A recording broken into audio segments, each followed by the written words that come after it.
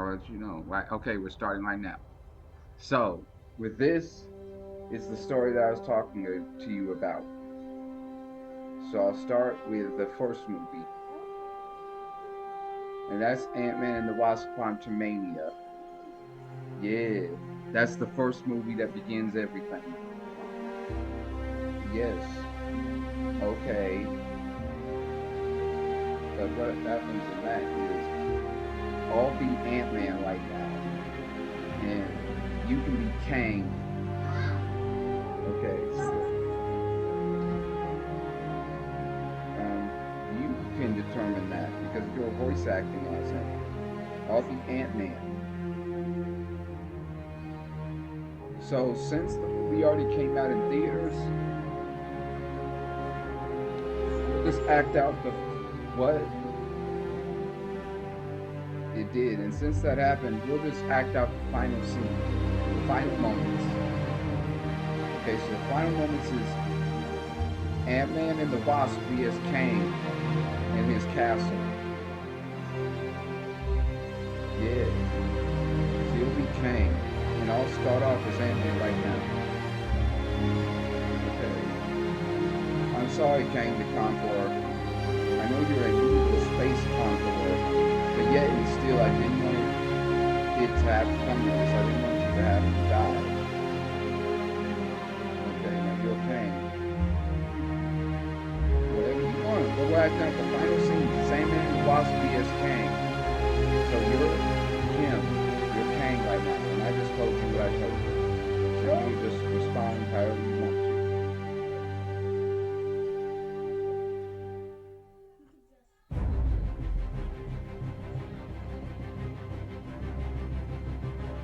Yeah. Yeah, we are and all that. But Kang, all of this quantum realm and everything,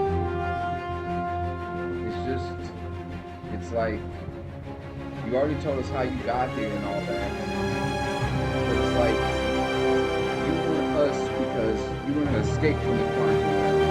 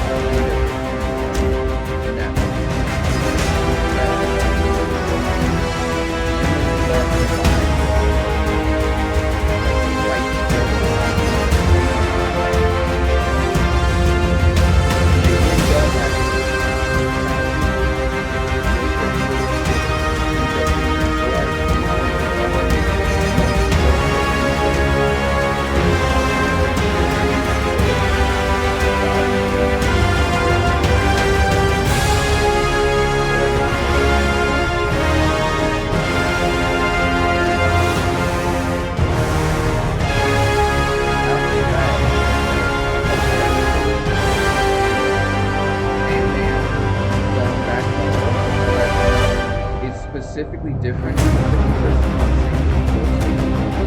we both saw I also played it. But the last difference now it's like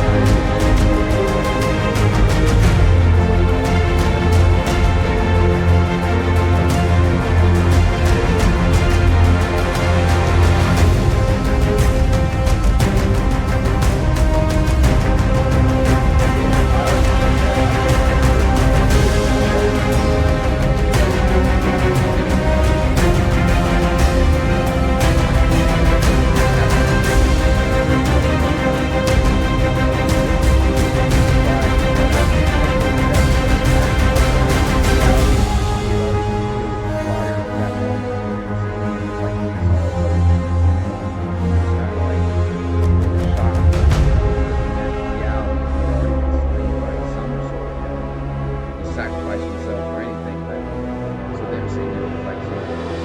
So what's your theory is why they were surprised when they saw it? Why would that not be surprised? And it was the same moment.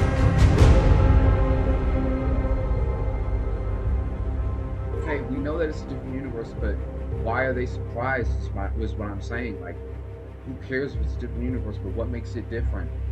Why are they surprised from seeing in this last instance rather than not being surprised the first time they saw it? That's what I'm asking. Like, what do you think is the reason for that?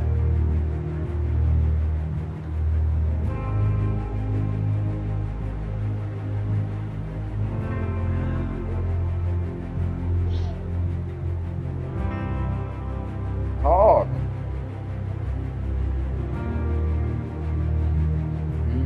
That's a good theory, actually. I like that take, Dallas. You're saying that in this new universe, Ant-Man never existed, essentially.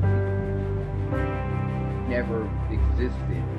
So them seeing him is like kind of shocking. Understand? Okay. That's good. We're good with that. So, and then the second post-credit scene was the Kang Council. So it was them noticing that Kang got presumed dead, and they found out that it was the main Marvel universe. So they was like, how did mortals be capable of defeating Kang? So the end credit scene is literally the full Kang Council being like, we know this Earth. Like, they defeated a Kang. And in that, throughout all of history, that's never happened. So it's like, we know this Earth. Like, how did they defeat a Kang at all when they're presumed to be primitive? Like, the Kang Council is primitive, like the technology behind it. Because the Kang Council, they exist in the 31st century. The main Marvel is still like us. The Kang Council is in the 31st century. But they're shocked at how the world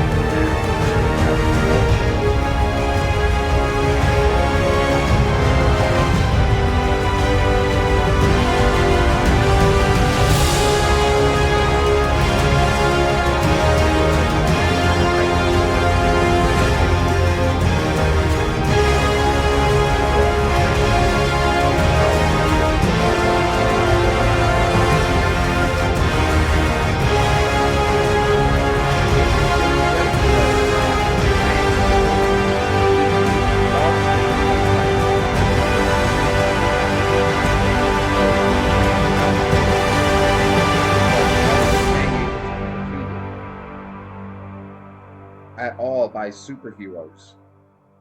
So that's why they're kind of shocked by that.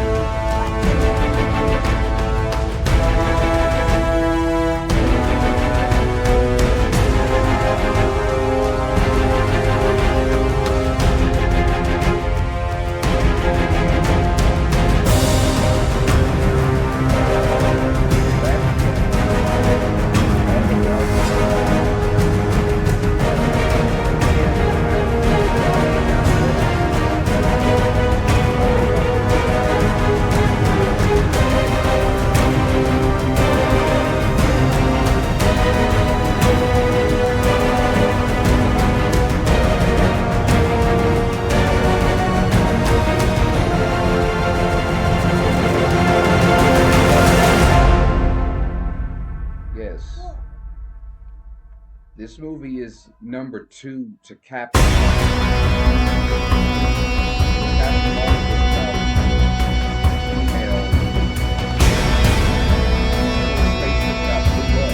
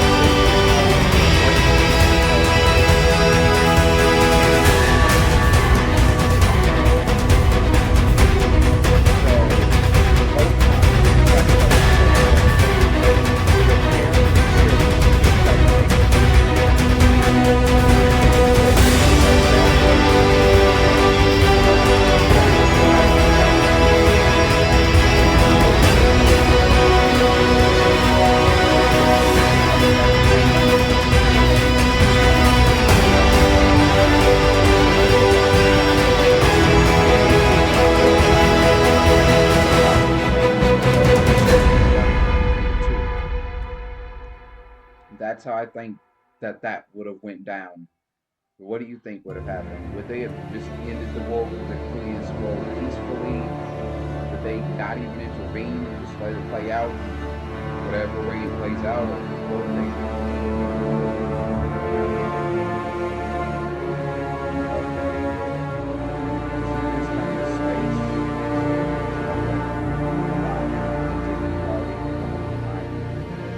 What actually happens is neither the Kree nor the Skrull end up being destroyed. It's just this killer named Darvin. The Sheik shows up. The Sheik is a knowledge artifact. She got it one day, and it like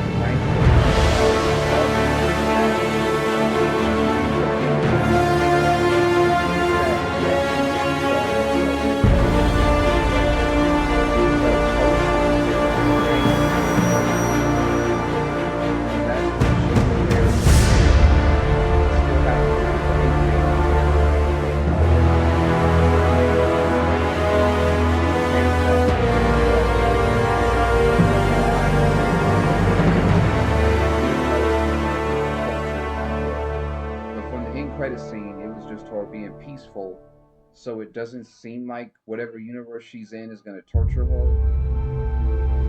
But she does end up in a different reality at the end. So that's the Marvel. It's a great good film. The second end credit scene is Ms. Marvel. She comes to the new Hawkeye, and she's like, we need to form the Young Avengers because threat who literally caused a tear in the universe. So we gotta be ready in case another threat like that shows up. So that's why they decided to form the Young Avengers. And so they set up the Young Avengers right there. So that's that film. And the next film after that, this is where we get into new content. So exciting. This content has not came out yet. This is brand new storytelling. But I believe the next film after the Marvels is Captain America: The New World Order.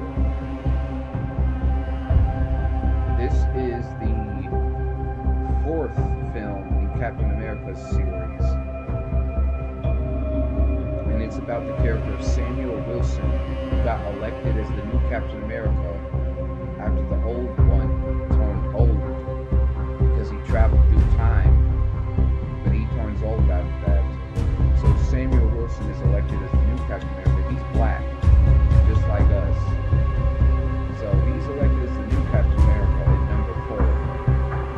And it hasn't came out yet, but the rumors and the theories of that is about to be about the Serpent Society, Red Hulk becoming the President of the United States, the Dark Avengers, and how all of that ties into Captain America. That's what the theories are.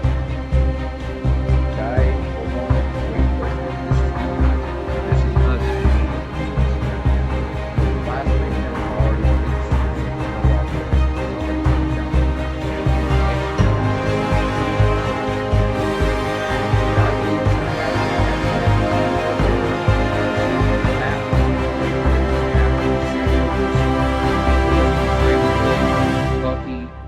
the new Falcon, which is a character named Joaquin Torres.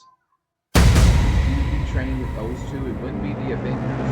Because right now, honestly, and no one wants him right now, so he doesn't even bother.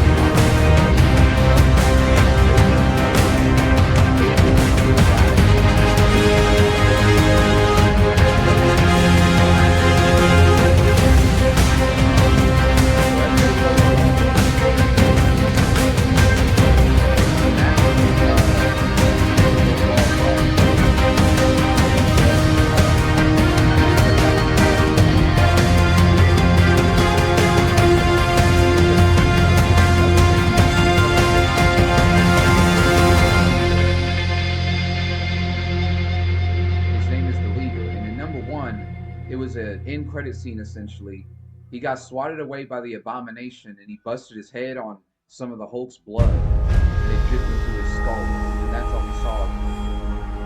But it's revealed that that DNA turned him into the leader, a creature with a giant green head. So you know how the Hulk, when he turns green, his muscles get big. When he turns green, his brain gets big. So that's why he's called the leader. Because he has mind control powers, pretty much equivalent to Professor X. So he's really powerful. So it's the leader, and then it's the Red She-Hulk. The Red She-Hulk is Betty Ross, the General Thaddeus Thunderbolt Ross's daughter.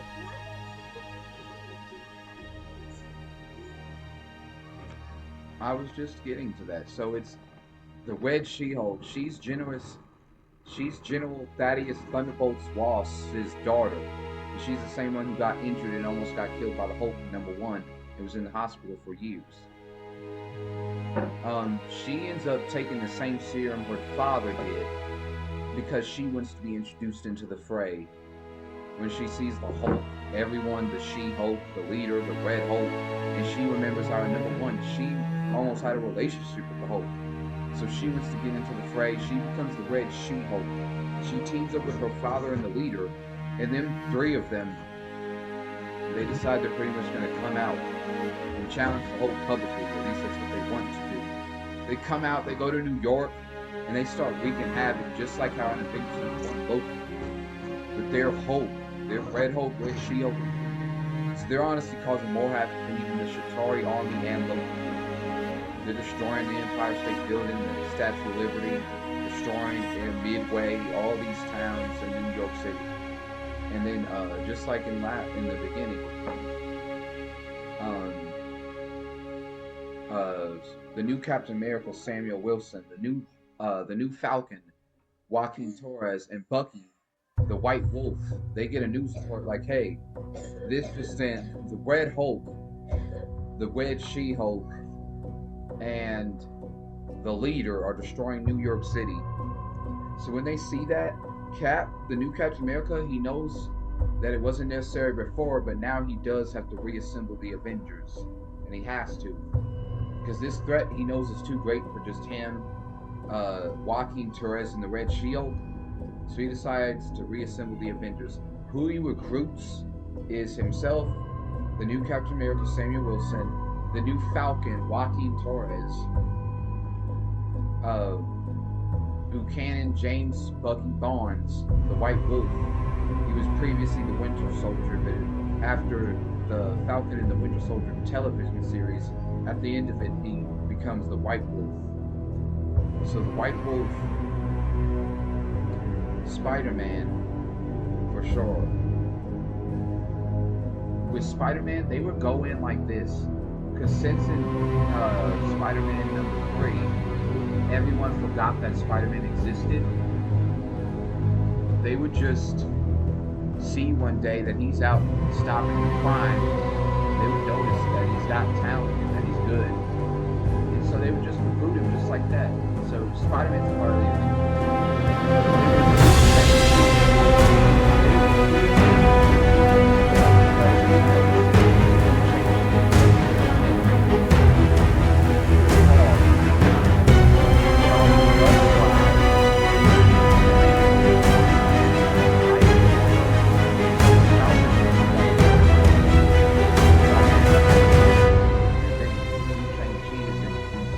the Avengers as well, officially.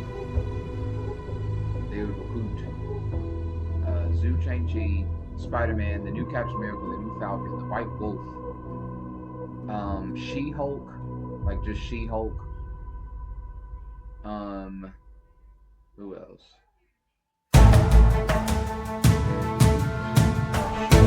Black Panther.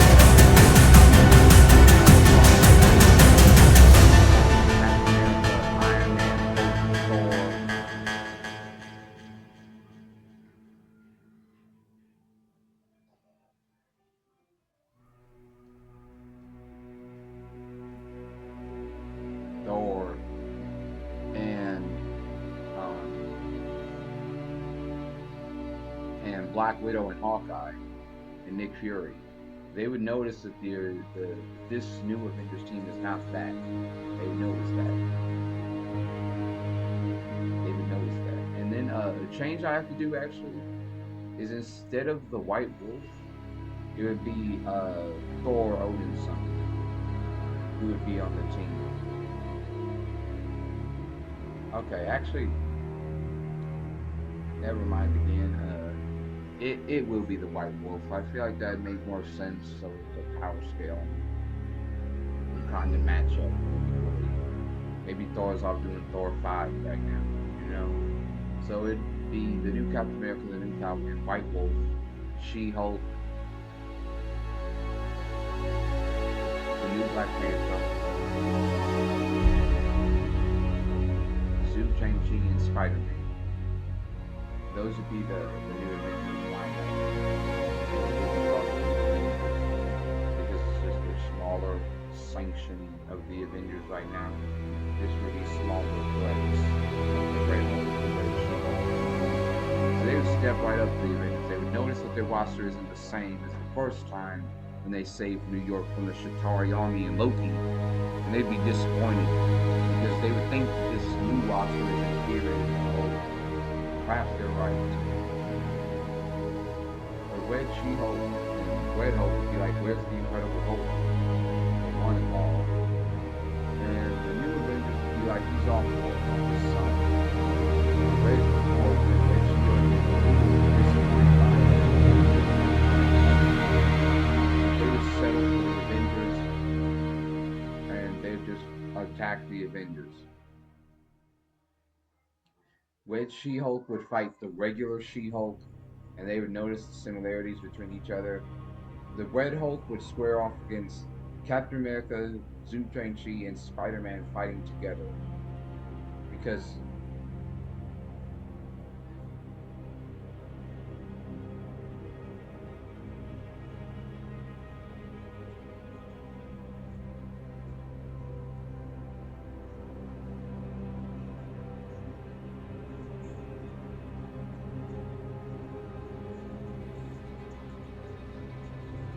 is there a reason why you're no longer doing a video with me?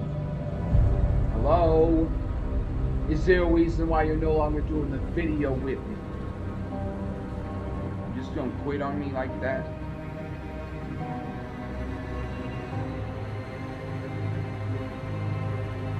I'm over here explaining Captain America's New World Order. So Red Hulk, they're in New York City. Red Hulk, Red She-Hulk in New York just invaded. Red Hulk would square off against Captain America.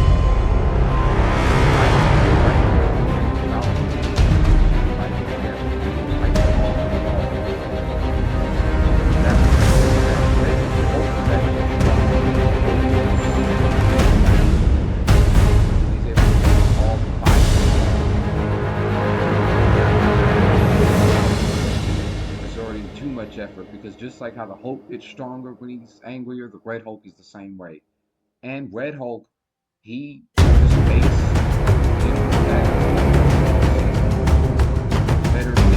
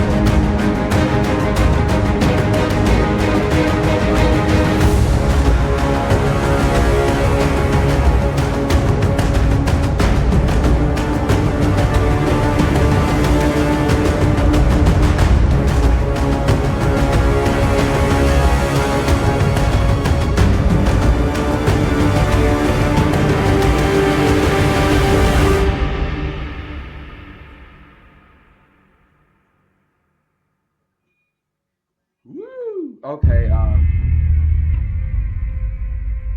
Dallas.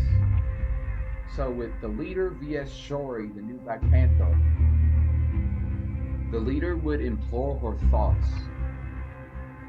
The leader would entrap Shuri, the Black Panther, the new Black Panther, in visions of seeing seeing her brother die in front of her, of seeing Thanos snap half the universe away, of seeing her mother die in front of her.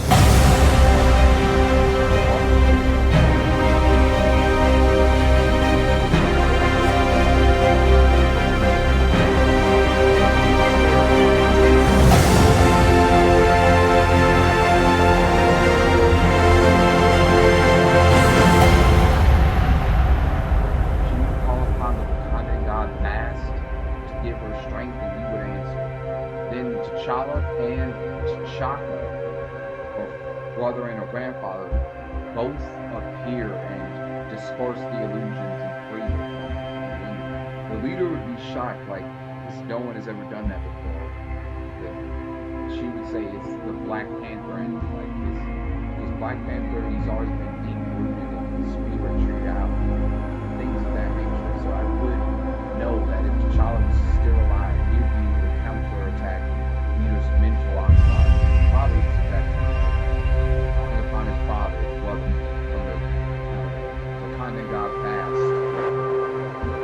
And they would both things.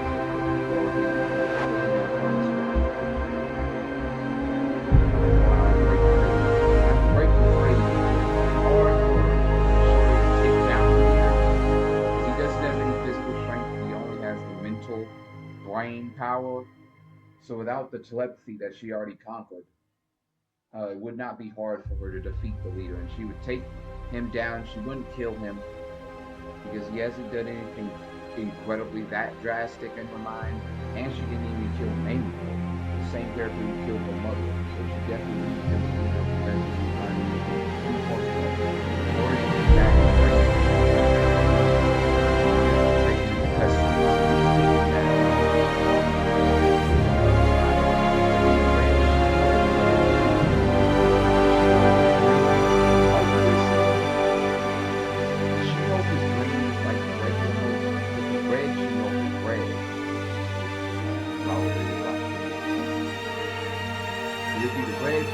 is the regular She-Hulk. And they would notice the similarities between each other. And then the red She-Hulk, Betty Ross, would point out that she was in number one. She was in love with his family before and after he turned into the Hulk. And then She-Hulk would point out that she gained 1,000 horsepower thanks to Hulk giving her her blood when she got in a car accident. So they would notice that both of them are intrinsically tied to the Hulk. So they would fight, and since they're pretty much the same characters, it'd be equal to each other. If not, Red She-Hulk would actually be stronger. But I'll just simplify it by saying they knock each other out. But since the Avengers are still around and Shuri won her battle, she would be like,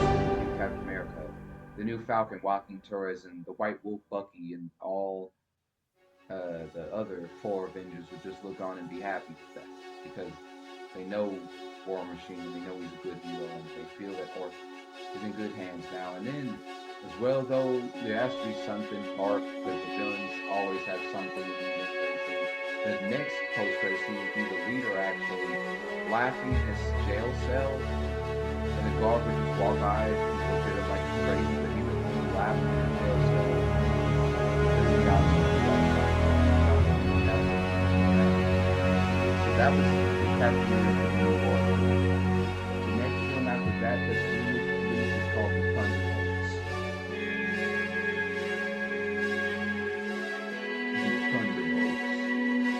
The Thunderbolts is this. It's about Mrs. Valentina Allegra de Fontaine. She last appeared in Black Panther Wakanda Forever. And in that post-credit scene, she recruited the new Black Widow, Yelena Belova, to the U.S. agent Jonathan S. Walker for the Thunderbolts as well.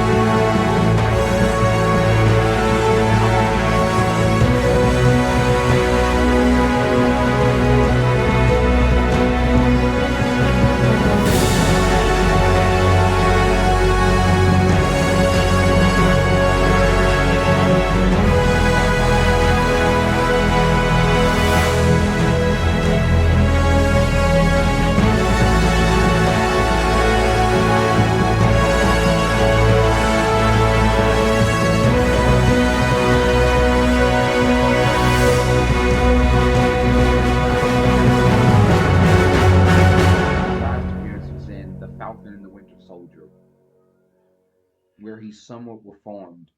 He fought alongside the old Falcon, Samuel Wilson at the time. He was the Falcon at the time. And the Winter Soldier, the old Winter Soldier, I mean, he was the Winter Soldier at the time, Bucky. He fought alongside them both to defeat the Flag Smasher.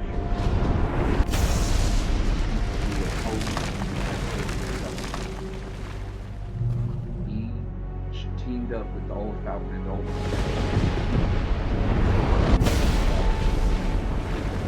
on this one, so it's Darren Helmut Zemo. Don't press pause. What are you doing? No. What are you doing? No, we're not pausing nothing. We're not pausing.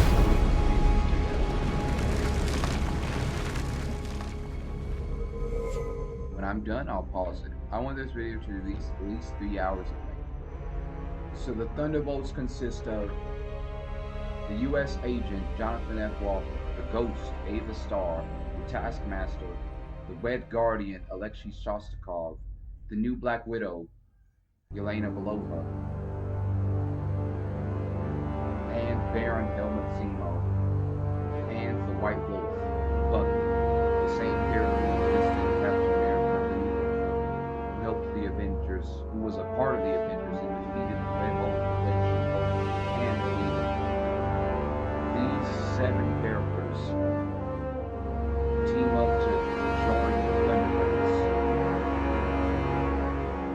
Valentina isn't actually a part of the Thunderbolts. She's just a figurehead, chosen their missions. She explains that the Thunderbolts' mission is to defeat the Sentry. The Sentry is a warrior who, at first, he was a normal man. Valentina doesn't know who to set force. She tortured him, gave him like so many serums of the super soldier serum, the same thing Captain America took.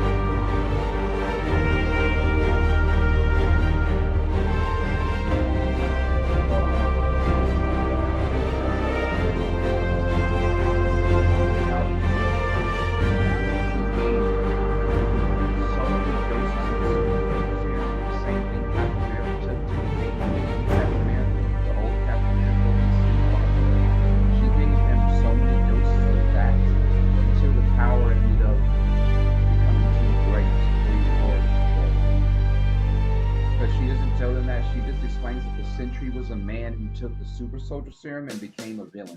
That's all she explains to them. Thunderbolts don't use the other explanations to attack this character. Most of these guys are villains.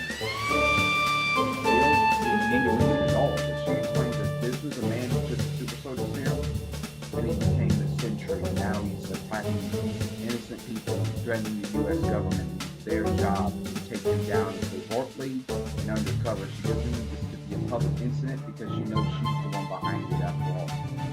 So she knows if it goes public, they'll find out. That's why she included the Thunderbolts and not the Avengers. And she doesn't think the Avengers would help anyways. But,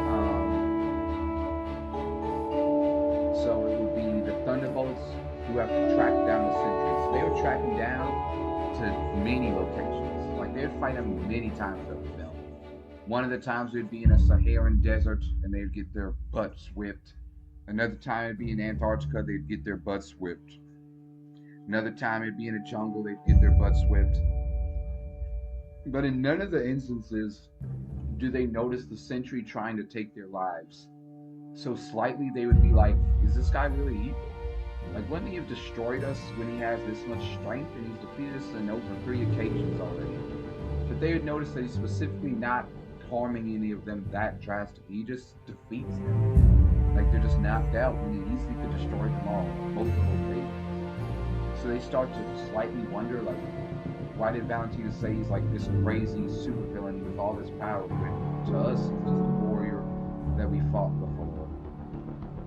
So in one of the instances, though, they'd catch the Sentry, and they would lose again, and it'd be in just another area, but Valentina would start to get annoyed, essentially. She's like, you guys are losing a lot to the Sentry, and you have not been able to, you have been covert, so she's happy about that. No one knows what's going on, not even the Avengers, and that's the way she likes it. So she's happy about that factor, but she's mad that the Thunderbolts haven't been able to eliminate the Sentry yet. So she tells them, use your big brains and come up with a solution to this besides just trying to punch the guy. And so they collectively decide, what if we create a power dampening collar that would weaken his energy to where we are able to stand up and at least go toe to toe. They agree with this, so Valentina goes and calls upon the U.S. government to create just that, a power dampening collar. They explain that all the Thunderbolts need to do is put the collar around the Sentry's neck and his power will be at least eliminated by half. At least. And then they also explain that the strength would decrease over time, so it would become more easier as long as they just try to hold on. But they explain that off the bat, his power should be at least cut in half. And so the Thunderbolts would have the power dampening collar, and the 7 of them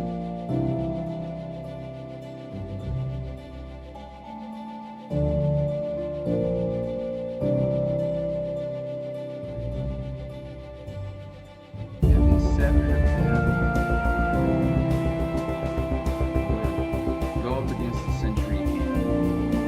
Throughout this whole instance, the Sentry has been set apart with very modest about dispatching not knocks them out. That's it. He hasn't even injured them.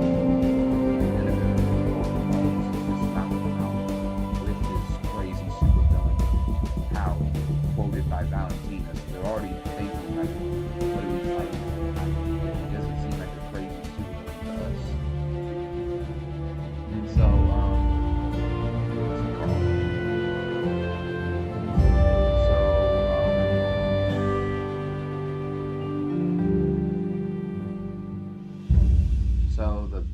Thunderbolts, the 7 of them, would find the Sentry again, and he would fight them again. But this time they'd be a little bit more motivated. They'd be a little bit more in sync. Because as well with the first 3 instances when they fought him in the jungle, the desert, and the Antarctic, in none of those instances were the Thunderbolts really fighting as a well-oiled machine, like say the Avengers would have if they went up against the Sentry. And that's because the Thunderbolts are, for one, most of them are supervillains, so they're selfish. And then for 2, none of them are used to being on a team. Besides maybe Buck, who was part of the Avengers before this. The first thing is that they won't fight them effectively. Like if the Red Guardian was going to punch Dodger, and the Red Guardian would end up punching the U.S. agent in the face on accident, and he'd be like, hey, watch it, to jar from whatever, and then they would, you know what I'm saying? Like, they're not like a well-oiled team. So they would, that would be what happened for the first 3 instances. But after they kind of came back, you know, the comeback, the 4th instance, be kind of better. They kind of be fighting together, kind of. And then they essentially trying to say something like, you guys have lost so many times, like, you guys are going to get that move off the captain now. Right there. Get it off the couch. Thank you. I don't care. Get it off the couch. I'm going to tell mom and dad on you right now.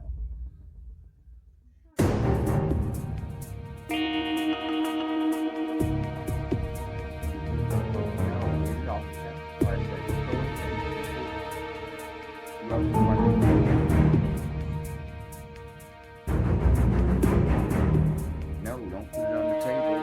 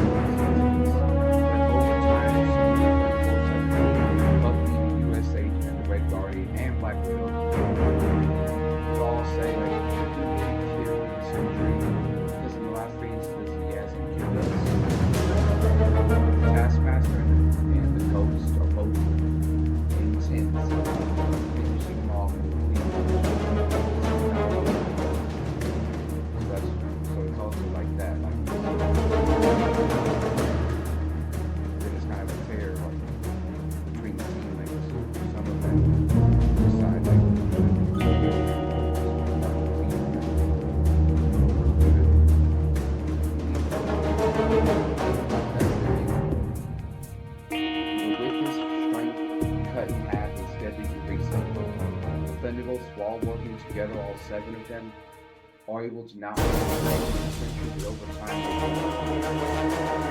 strength is slowly going down as centuries by the Thunderbolt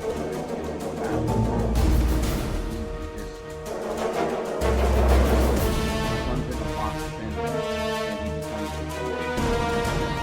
The void is centuries over.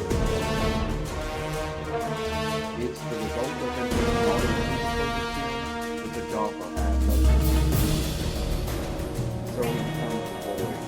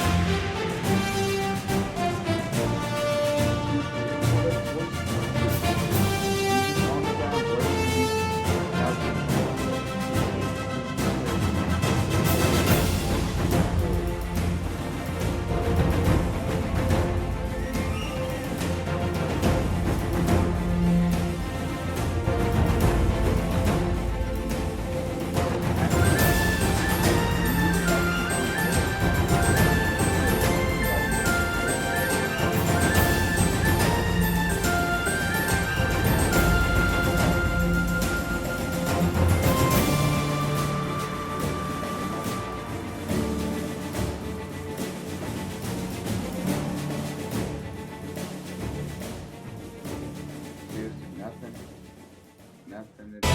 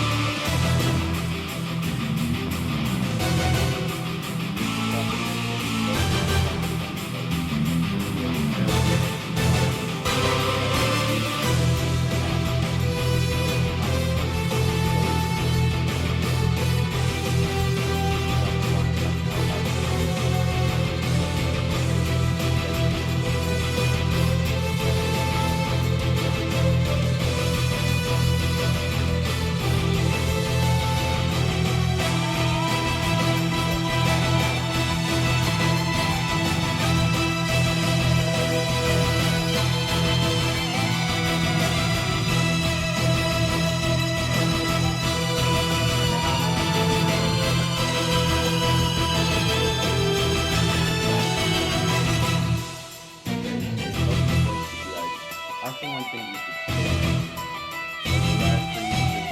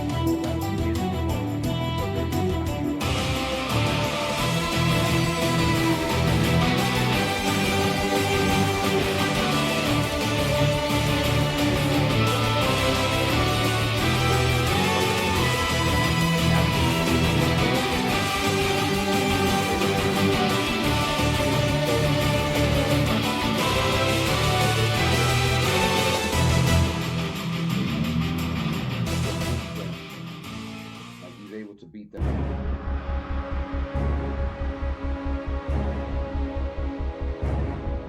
So after he defeats the elite planet, that's when the Red Hope gang arrives, along with the U.S. government and bounty. The Red Hope gang is Red Hope, Red Shield, who all three survived and Captain America. Just got to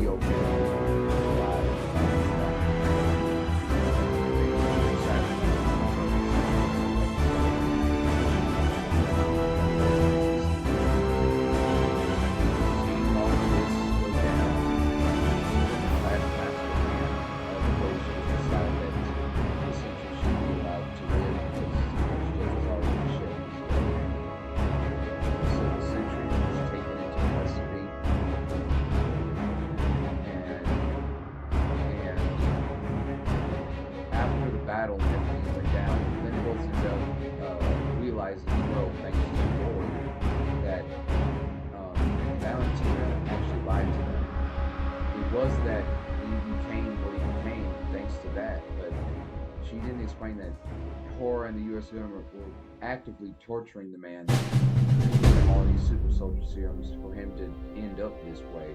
That's what she never explained. So they essentially say that Thunderbolts are no more. And Valentina ends up getting, she ends up going off when she's angry that she no longer has. She doesn't go to jail per se, since Martin and Jones were doing it together, but she did lose her Thunderbolts too. They go off and they say Thunderbolts no more. And so the end credit scene is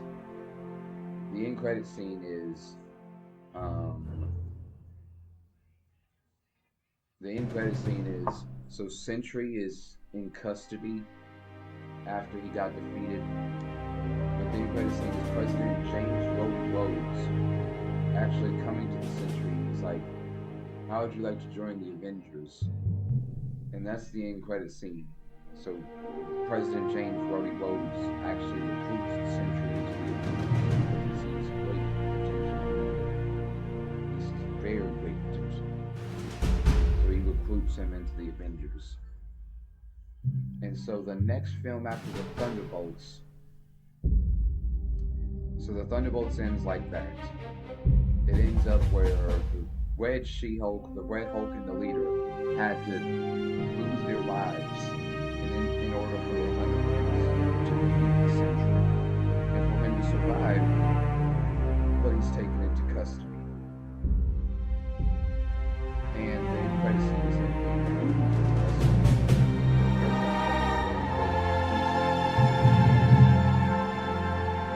that is the end of the Thunderbolts film.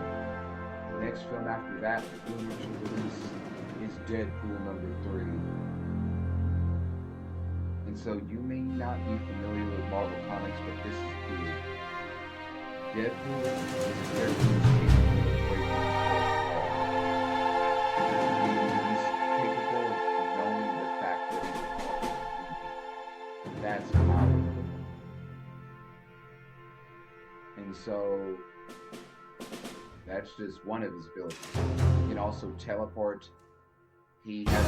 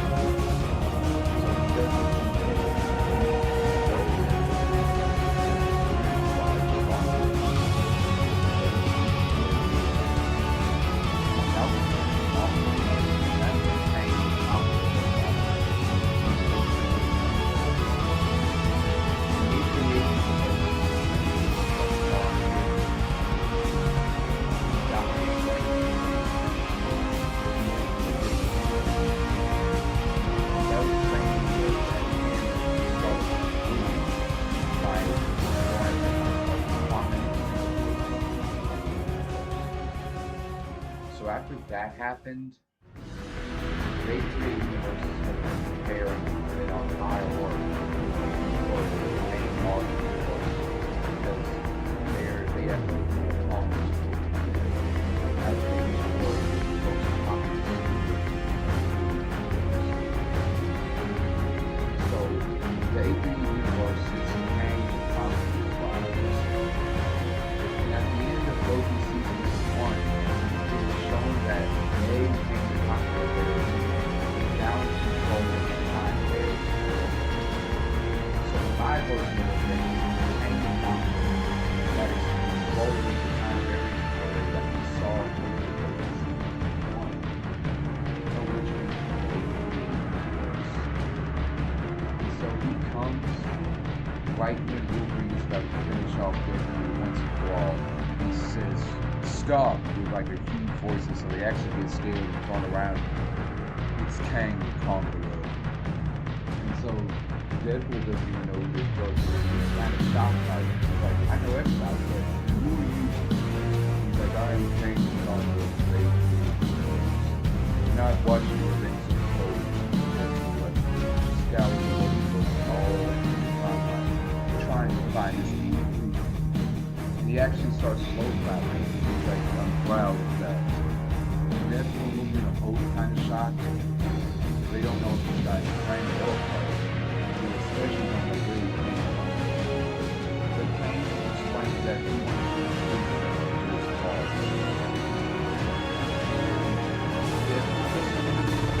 Wolverine kind of does, since Wolverine is more often than not a superhero. So he kind of needs a reason to team up with these two maniacs.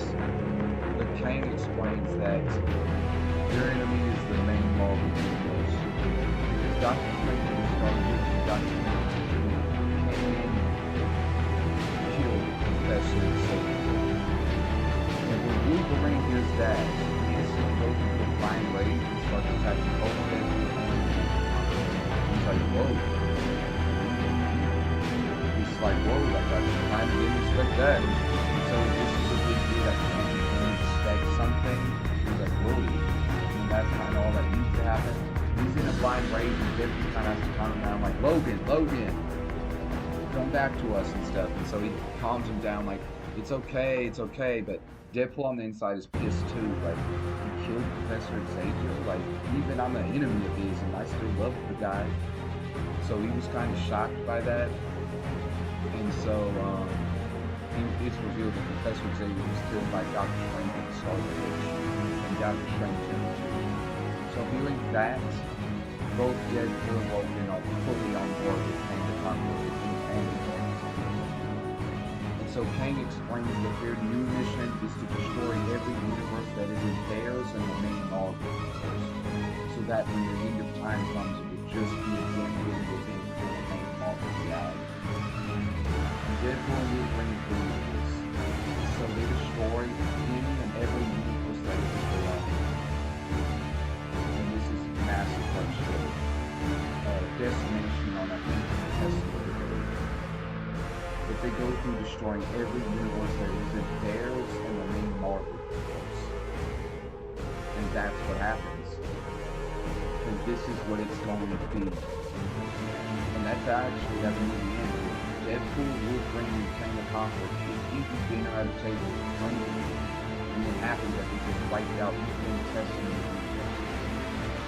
And it's revealed that at the end, only the universe number 838, the main Marvel universe, the universe number 415, the universe number 700, and the universe number 817 are the only only 5 universes that exist in the Marvel macrocosm. And that's cool. Because there used to be an infinite amount of realities, and now there's only 5 of them. So it's just Deadpool, Wolverine, and Kang eating at their dinner table, drinking, being happy that they just wiped out all existence into a handful. Especially Deadpool, because this is what he lives for. And if you saw Deadpool number 2 and number 1, you would know that. But that's how the film ends. And the post-credit scene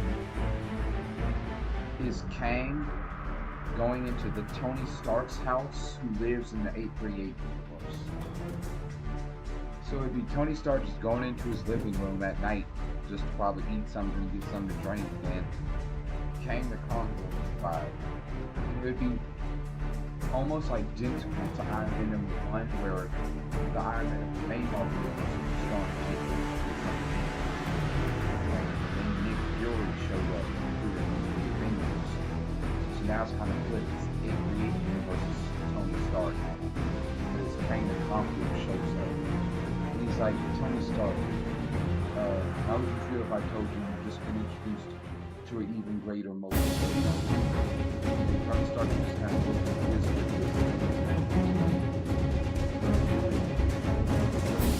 Corbin told me, but it would be he did that, and the Conqueror now is every in order to prepare for the showdown with the Kang the Conqueror. The audience is every now and then, you know, that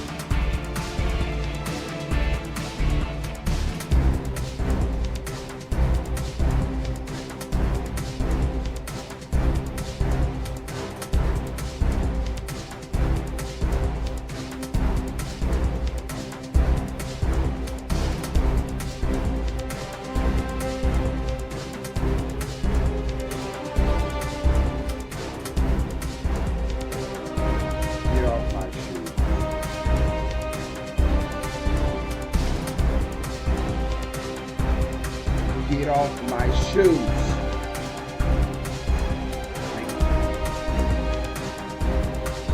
Shut up.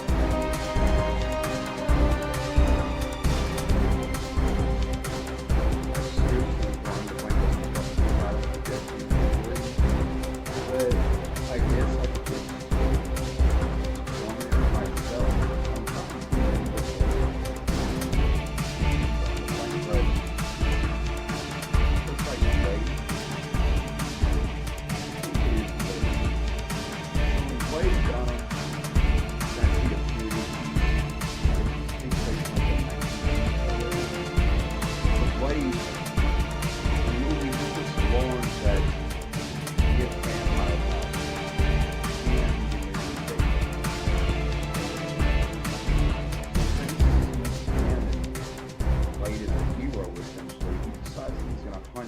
bad ones, the bad vampires.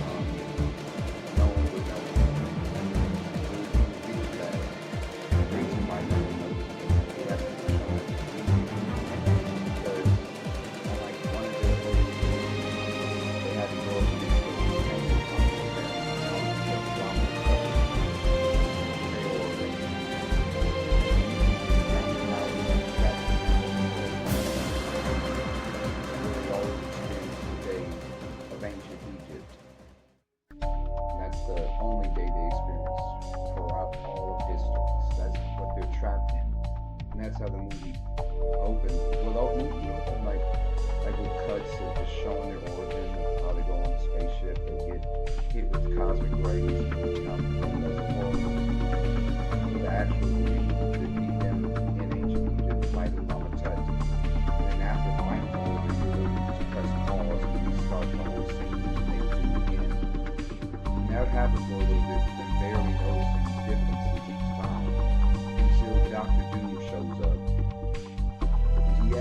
up freeing the Fantastic Four from their time loop. He ends up freeing them from their time prison.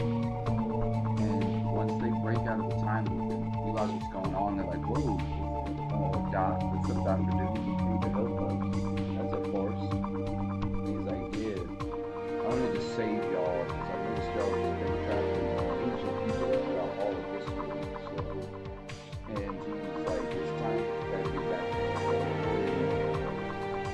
And so he saves the Fantastic Four from their time prison.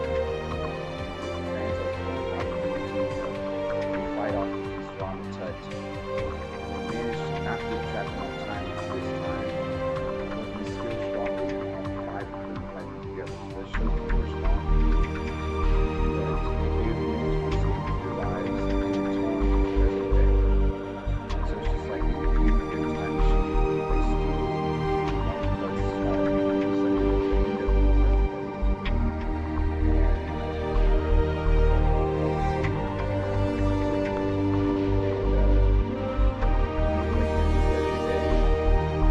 they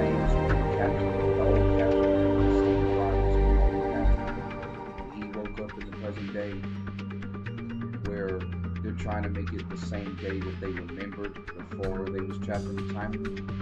So when the Fantastic Four wake up, they wake up in a 1600s type setting, like a old history type setting, to try and take them back to the history that they're used to, so they won't like feel overwhelmed by the being blasted in the present day when they were trapped in ancient Egypt throughout however countless decades.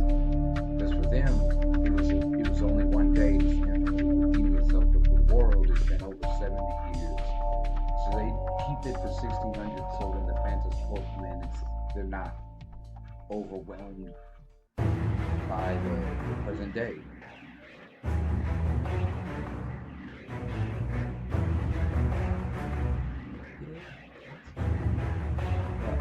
So they wake up in like the 60s, like 70, but since the Fantastic Four, like Jesus is the smallest man on earth, they pretty much figured out quickly that this is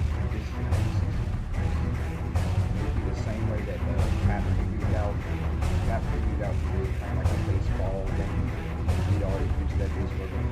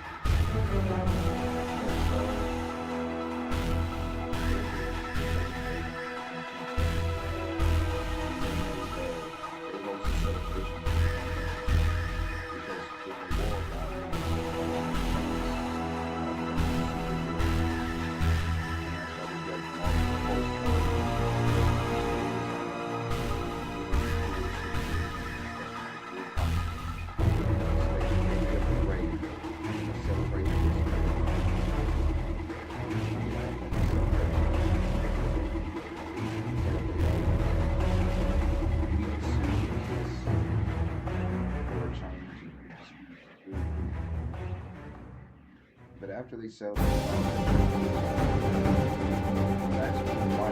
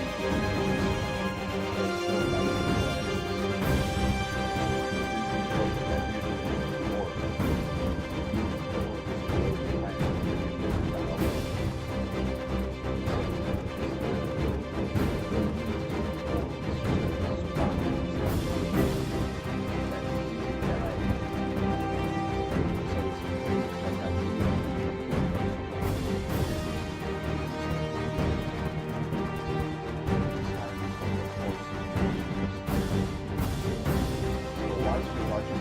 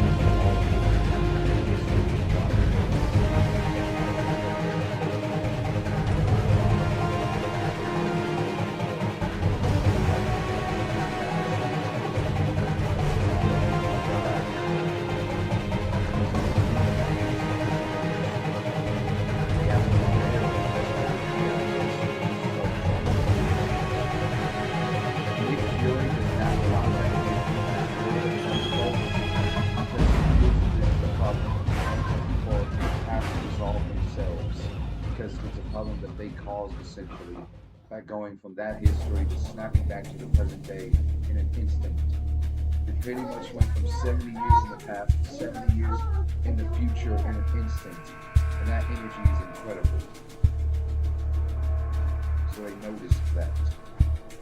And so Nick Fury would not contact the Avengers nor the Fantastic Four. I mean, he would not contact the because he knows that this is a problem. Fantastic Four has to fix themselves because it's a problem that they caused, essentially.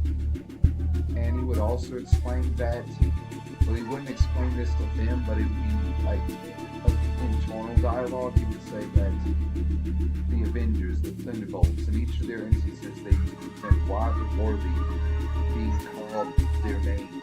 So he's like, this is your moment. This is your time to prove with the Fantastic Four this world of being just that. But he didn't explain that to them outright. It would kind of be like in Avengers #1, like the Monkey's Paw, where he motivated the heroes to perform the Avengers, and kind of like that. But he wouldn't explain it, but he kind of implied like, this is your moment to prove that you're worthy of being called the Fantastic Four. And so they were just trained for however long. It would take probably about a week. And then the Silver Surfer would arrive in New York City. He wouldn't attack anyone and he wouldn't do anything. He would just go up to the Fantastic Four and explain that your planet has been chosen as the field for Galactus. He stated just as dry as that. The Silver Surfer, his character is that he's dry. He's just the herald of Galactus. He just goes to the planet and states specifically that your planet has been chosen by Galactus.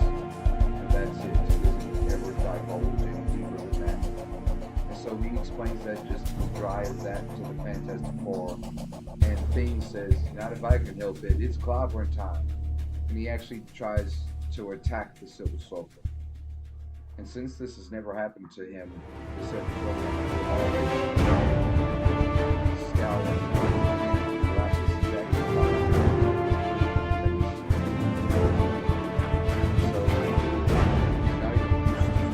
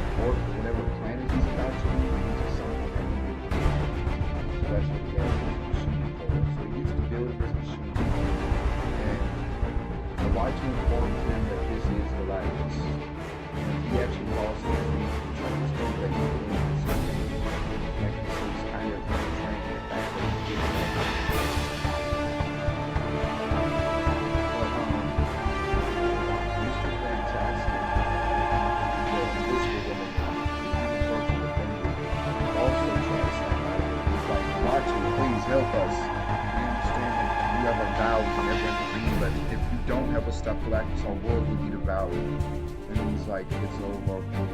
I thought informing you guys of Galactus' survival would require you give me time to prepare it. You can say your final goodbyes, but it's too late. It's over now. And that's all he would say. And you were told, like, forget him, Reed. We gotta take care of this threat at hand. And then Reed was like, okay, Johnny.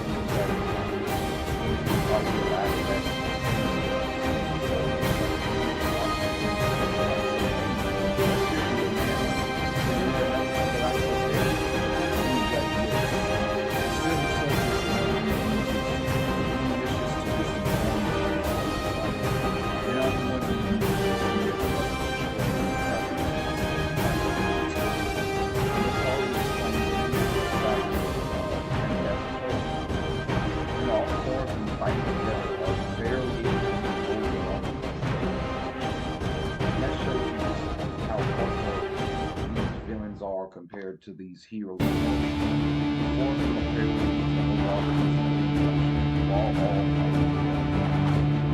that happens, and while that's happening, Galactus starts to rebuild his machine.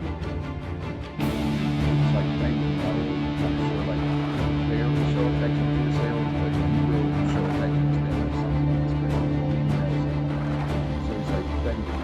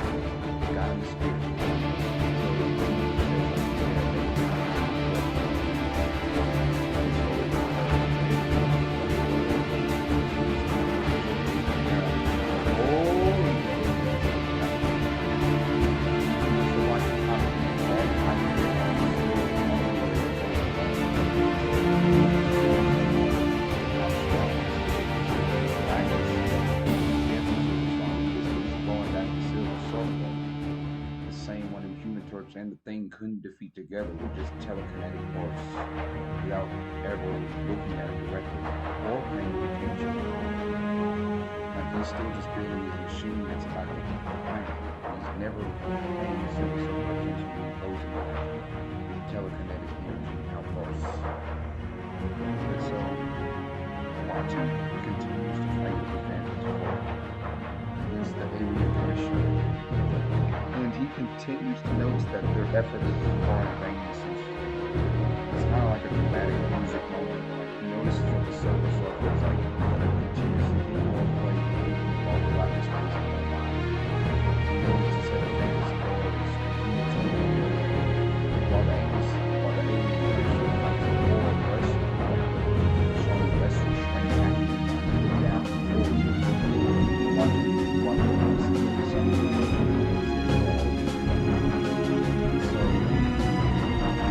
Goes to the universe, and the Thing takes them and tells us that the Galactus is physical spaceship, not a machine. It's trying to make some world is an actual spaceship that he travels with. So they go to his spaceship without Galactus noticing, or they or safety source, but they go to his spaceship and Watu takes them through his artifact gallery, like all the artifacts that's collected over the years. But the specific one that Watu takes and gives to the Human Torch, I think, is an artifact called the Ultimate Nullifier. Watu explains that the Ultimate Nullifier, when activated, instantly destroy the universe that it was activated. And so the Human Torch and the Thing both kind of like chat up. We're like, so when we press this, we all go through. And Watu's like, yes, it's the only way to defeat Galactus. We have no other choice. And he's like, we will return Earth and we will destroy Galactus by sacrificing this entire universe. And so the Thing is like, so Johnny, I guess we gotta do it then, huh? And Johnny's like, yeah, I guess so. But you can tell that they both are nervous and are not really happy about this outcome. But you can also kind of tell that maybe if they need to, they will do it. So they return to the battlefield after that and they find Reed and Sue both bloodied and knocked out, scattered throughout the battlefield, and the Silver Circle's knocked out as well. And Galactus and the alien pressure are just about to finish their machine that was consumed with her. And they're right about to keep going. And that's when Human Torch and the Thing are watching the light.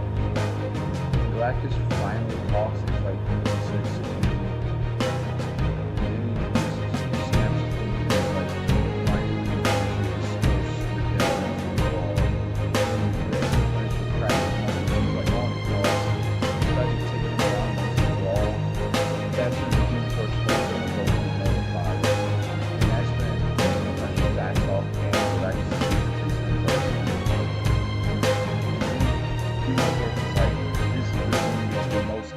the Ultimate Nullifier. And Galactus doesn't say anything, he just looks at them with no emotions, but Human Torch continues. It's like, we know that when we press this button, the whole universe goes bye-bye. And Galactus does retort, so then he's like, so you would eliminate yourself immortal.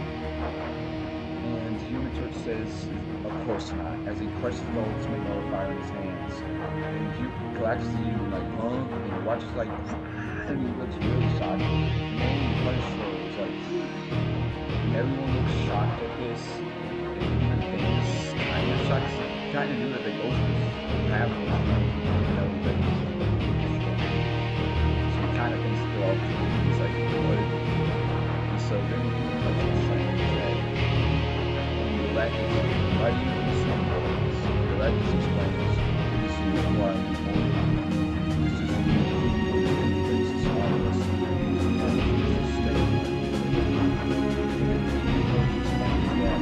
So why don't we go to planets that are already inhabited? Are like there's no life. It's not destroying the so Galactus kind of size it that all of this stuff. So it's just like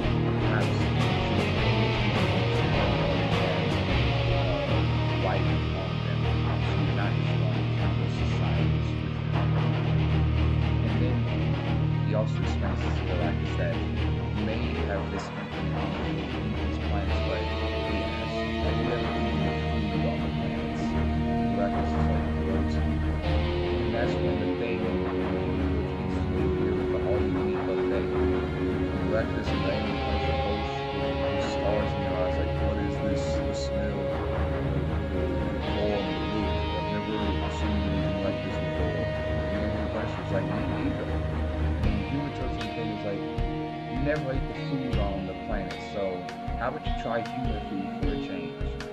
And then he kind of sniffs it like, he's like, what is this? And then he takes one bite and he's like, well, and then it's like the scene from Ratatouille. You remember where the kid, he had a flashback after he took one bite and he went back to his childhood. So Galactus takes one bite and then he thinks back to when he was a human. And his world, it was eventually annihilated and merged with the consciousness of the universe itself. He thinks back to when he was this world and had food that he was a child. And then the flashback to and then they devoured all you eat one day. And then they called it everything. And like, good. For once, I'm actually satiated. Why do you take something that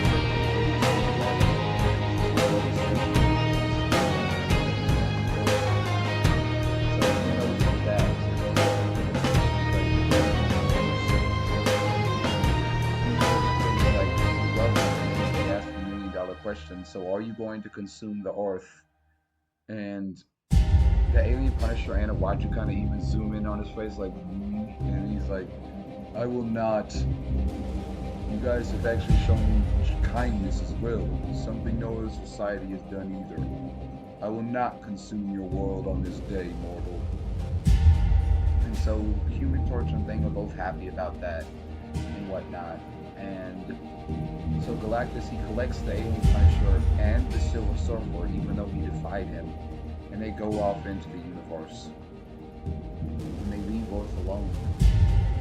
And so Awatu thanks the Fantastic Four greatly, and Nick Fury and S.H.I.E.L.D. show up as well, and they're all cheering like, they're like, you did it again, Fantastic Four.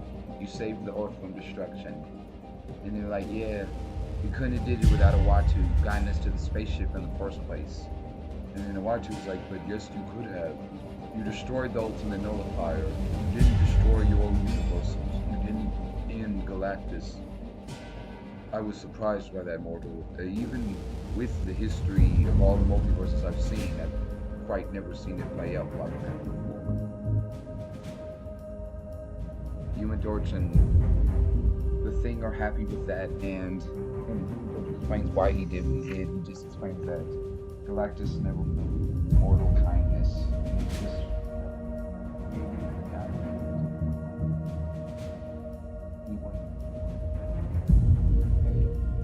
every second. And so Awatu explains that you were brave, mortal, braver than most mortals I've seen. He's like, yeah, thanks Awatu. And so he thanks them and he goes on, and he kind of makes it a point to insinuate too, like, if the Earth is ever in a pickle and there's like another galactic threat who wants to take your meal, like, I'll let you guys know. And he's like, and the Fantastic Four is like, yeah, good luck, Awatu. And so the Fantastic Four have saved the day. And so they live happily ever after, essentially. And they go up in the and so the end credit scene would just be Reed and Susan getting married. Like, they finally get engaged. And then the final end credit scene would be Reed and Sue's children, Franklin Richards and Valeria Richards, her crib. Then Reed and Sue and the Thing and Human Torch, and maybe even Awatu would just be watching. And then Franklin and Valeria would both show that they have superpowers, and that would be the ends. And so, what I like about that film is that it's theorized, and it's hinted at that some of these YouTube videos that I watched and whatnot, where people like me like to dissect the MCU, theories and ideas.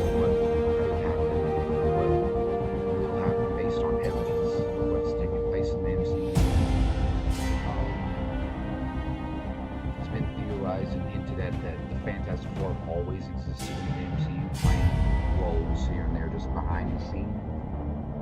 I agree with that theory, and I also agree with the theory that the only reason why they haven't is because they were trapped in a time loop by a Kang the Conqueror variant calling himself Pharaoh Ramata, so from ancient Egypt.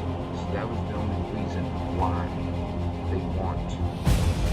And I personally strongly agree and strongly feel that that's how it should go, because Kang the Conqueror has already been established as the main villain. And Fantastic Four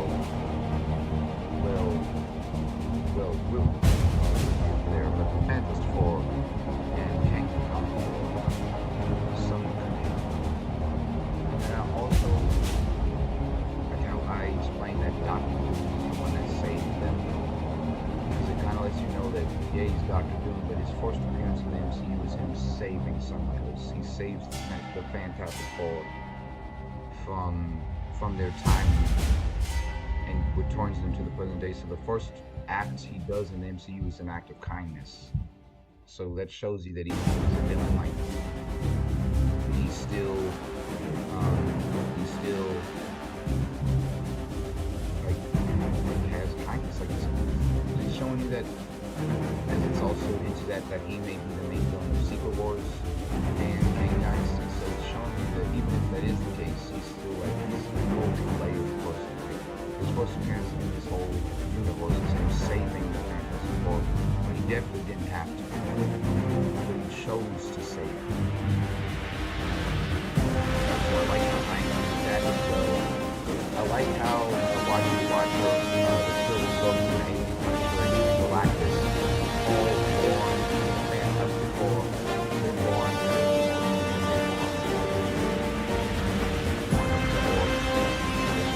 they learned that from the beginning.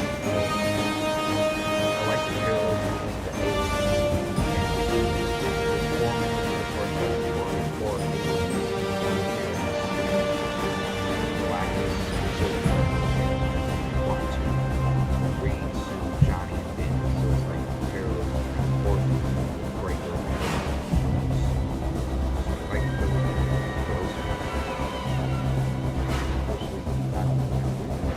everything about this story. Fantastic Four just goes exactly how I already explained just now, and all the actors.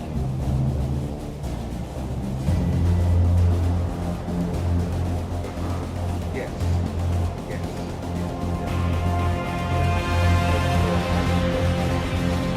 How was that?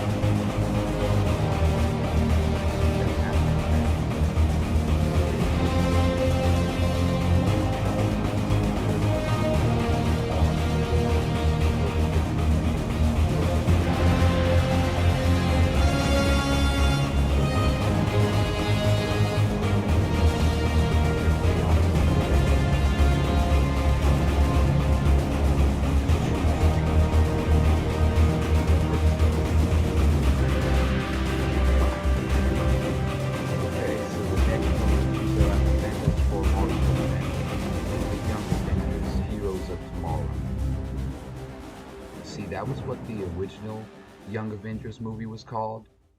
It was called The Next Avengers Heroes of Tomorrow. But in my universe, after the Fantastic Four Multiversal, I would most likely title this film The Young Avengers Heroes of Today, because they're finally here. So this film, after the Fantastic Four Multiversal,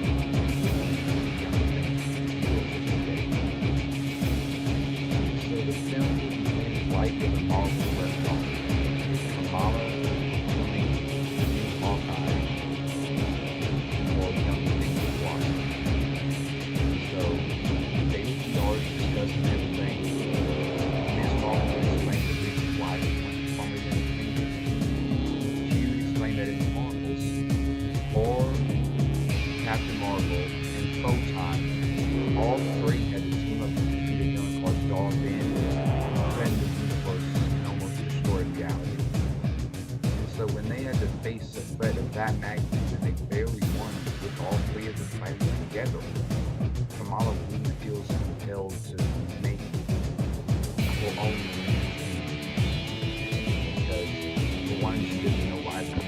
Papa didn't help in that instance, so she's finally angry about that.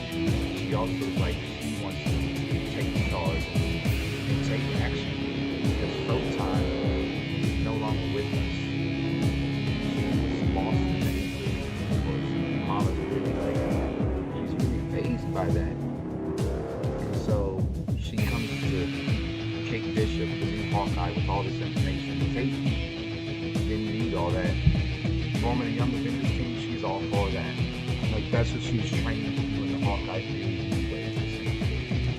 Like, well, I didn't need the whole side story, but the young Avengers, I am. It's like cool.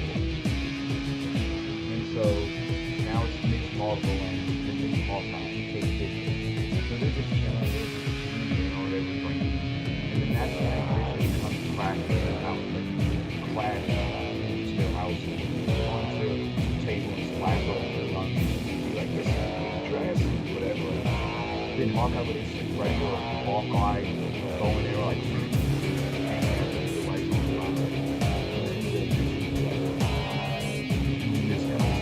doom is coming, and then they go to and then that's when it's like dun, dun.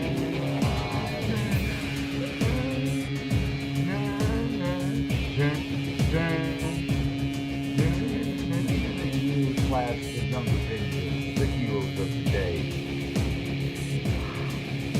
And so, with Vision, so they were supposed to get his bearings. Kamala and Kate would send his wounds, they would lick his wounds, heal him. It would take like a few days, like probably for them to do AI physiology. His Marvel and Kate's almost super geniuses, so they're not really used to like pretty much healing a rope. So it takes some guys, but after that, properly was able to speak and communicate. Yes. Before they could say it's coming, it's coming to say. And after the week of them tending his wounds and everything, just licking his wounds, Vision is entering, takes a cup of water, and it's like, this dark water. Hawkeye is like, so are you in sorry?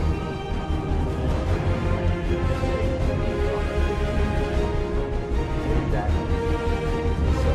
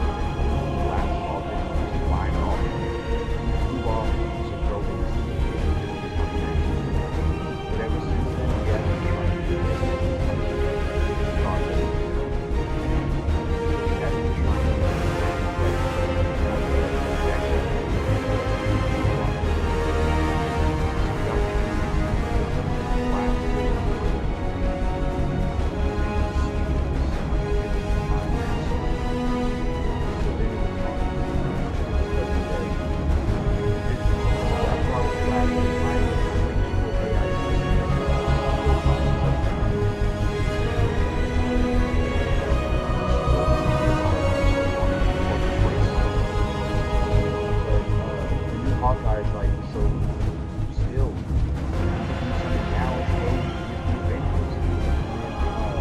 His Marvel kind of smiles at him ever since. It's like, this is not just like we have the young Avengers thing. This is not just like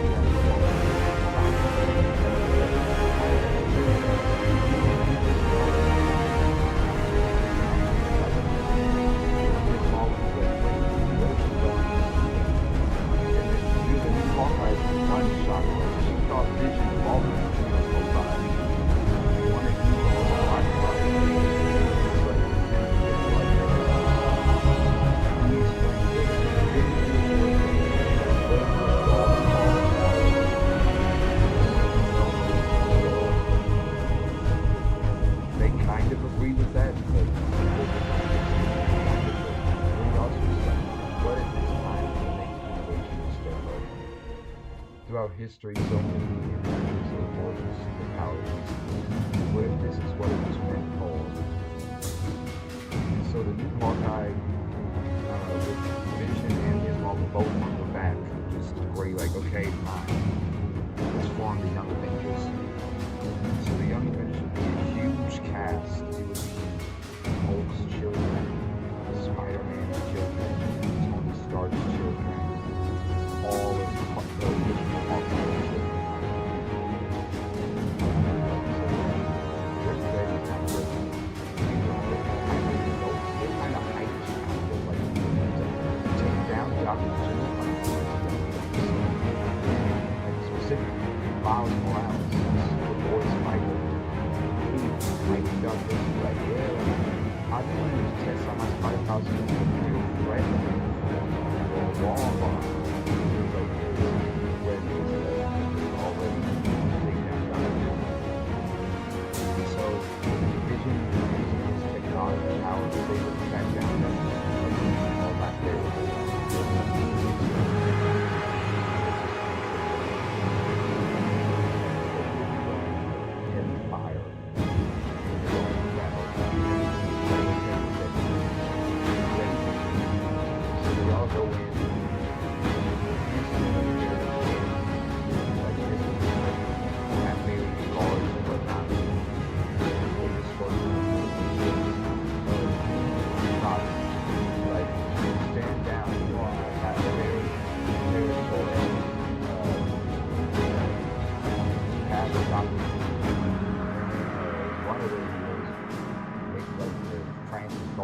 Hawkeye's son would be like, can we have a Hulk? And then Hulk's son would hop in and start doing stuff and stuff, the parallel.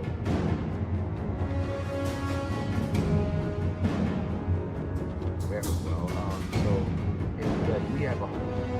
So the Hulk would come in and be like, he's like, y'all go take care of the new Mark. And he's at like bury your cards outside. He's like, alright, you don't have to do anything. And he's like, man, we don't kill anybody. They all agree, folks, will not kill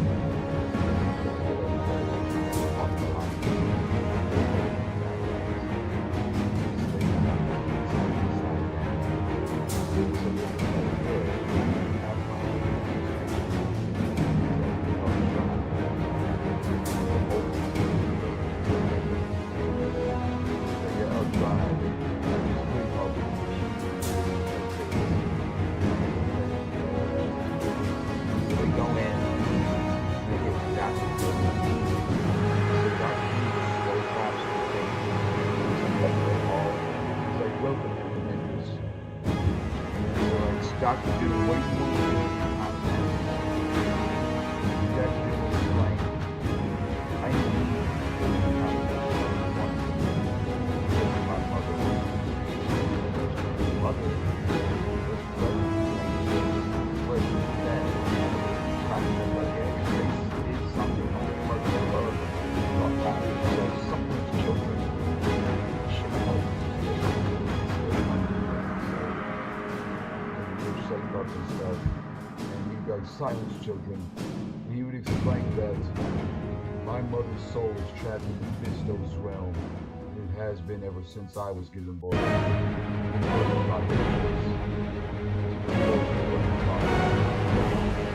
explained that I want this so I can control reality like a story.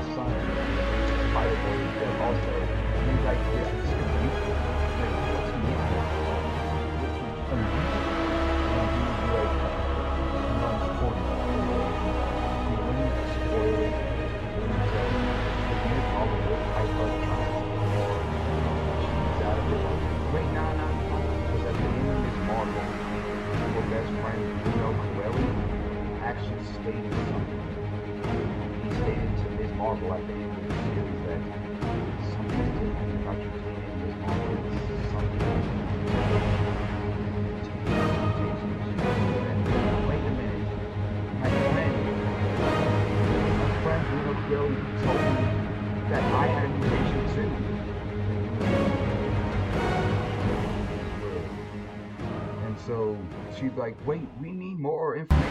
What do you need? At that point, I wanted to talk about it. Now talk. This guy's great. How did you do this thing? What you got?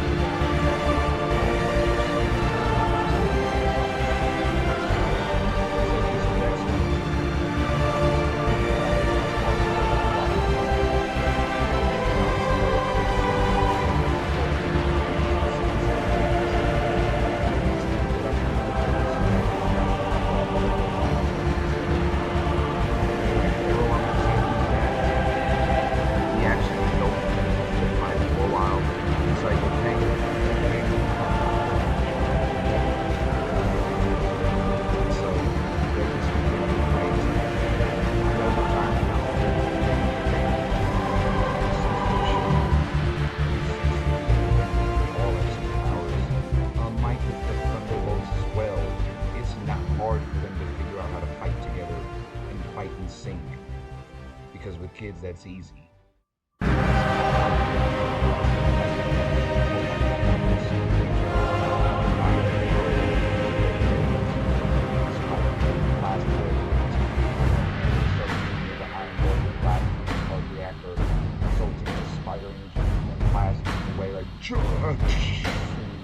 You know, like you blow up and stuff. So, and it'd just be fun for them. Like, you walk out with your phone, you know, and Blue Marble, here's all the glass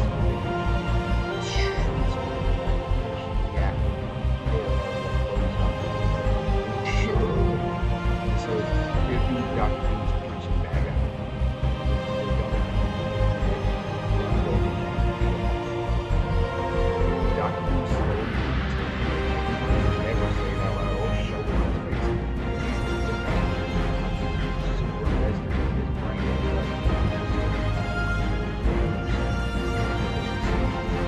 While the young Avengers get caught up in the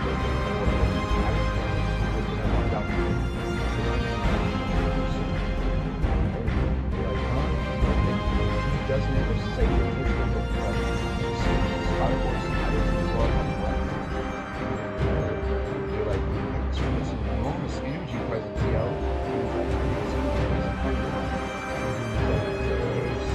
Yes! And he finally unlocks the full mindset. Really ends up all the class natural the outmost from the body, absorbing all this power for the first time. Wild. You know, although they're just like some of it is more interesting. I was like, one of them like scrape the bit on like another one fly through the machine like another one like hanging their head on the whole thing. So the point is they all fly off every direction from this natural universe. And Doom feels the energy for the first time. He's like, this power, this overwhelming power, it's incredible. And then Kamala's one of the only ones who what? And she's like, the power, that mutation. And he's like, you said it yourself, you don't even know what this is, girl. She's like, I don't, maybe not myself, but I can have an instinctual feeling of this. These are not your full powers. And it feels good to you to have that much power, doesn't it, Jimmy? So fun. His mother was like, I asked you the last time.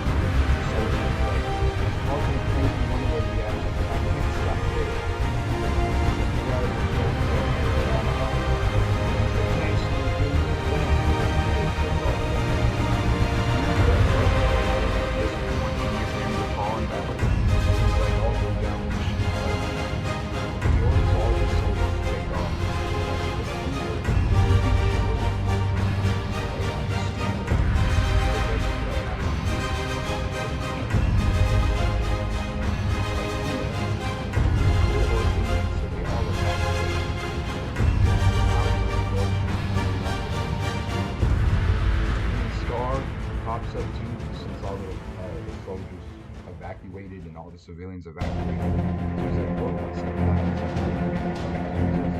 Crazy pictures floating around here. They're like, what's up, Star? That's our problem. They point to the whole reality.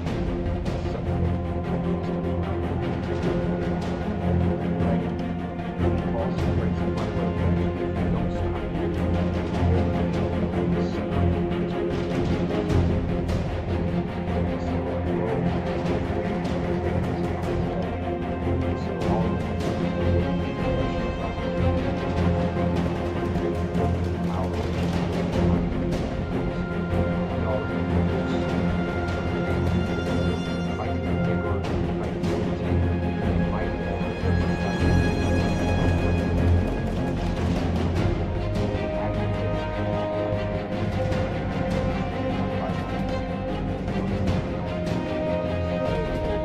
Iron will come in.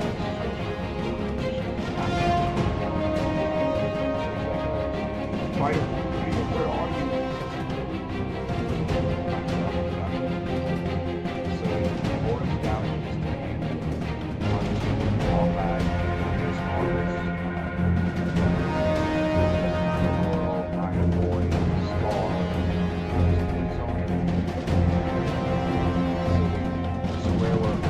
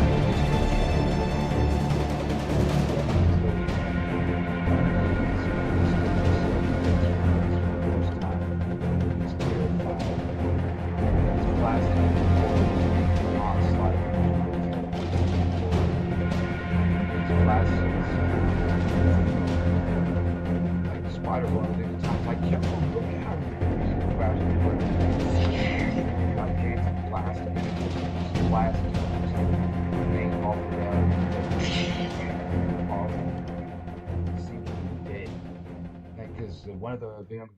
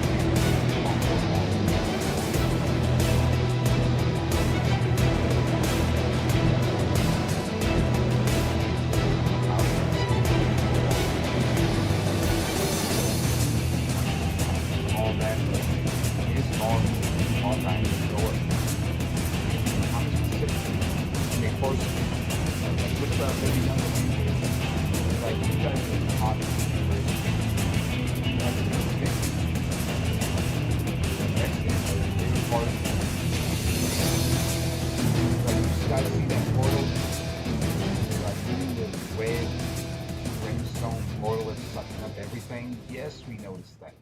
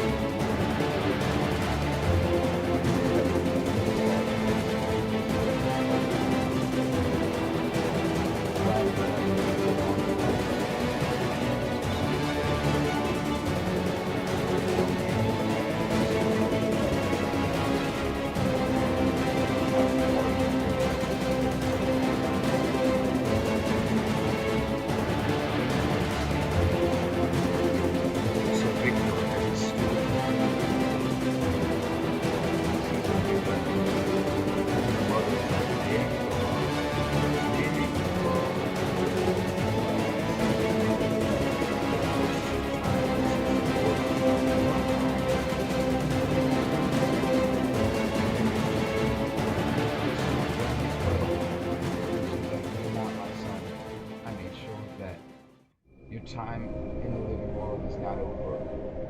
You must continue on, my son. And then he's like, Mother, I don't understand. I just want to be with you. I just want to save you. And she's like, your time on earth isn't over yet. And he's like, I don't understand. And then he eventually wakes up in a Latvian hospital. And she's like, Lord Doom. And he's like, what? Like, he doesn't actually say anything. The end credit scene ends when he just wakes up in the Latvian hospital. But the nurse is like, you've been in a coma for a year. And he's like, what? And that's when it ends or whatever. But it actually ends like, he just wakes up in that Latvian hospital alive. And then it's over. The film ends, so it ends on like, Doom is will return in the future.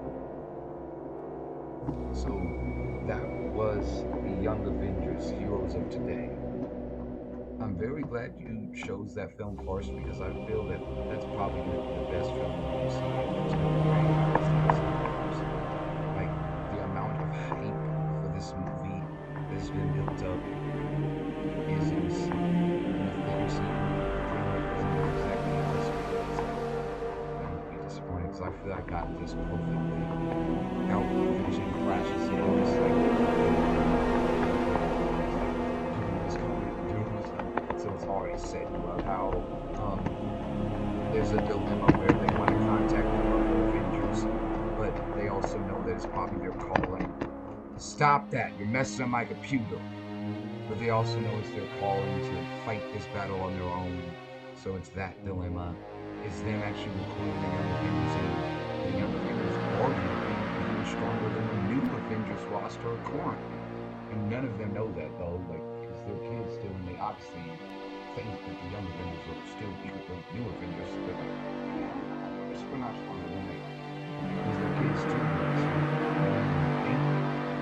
So you know, so I like that. It's that dilemma of like they're stronger. And it's intricacies that go into this. I like how it was super dramatic moment, like out unconscious and boom.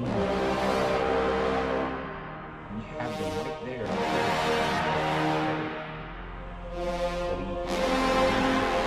He saved his mother from that mixed pistol. He got blasted back to the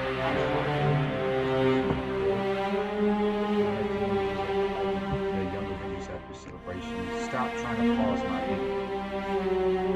Joe showing to at least be 3 hours.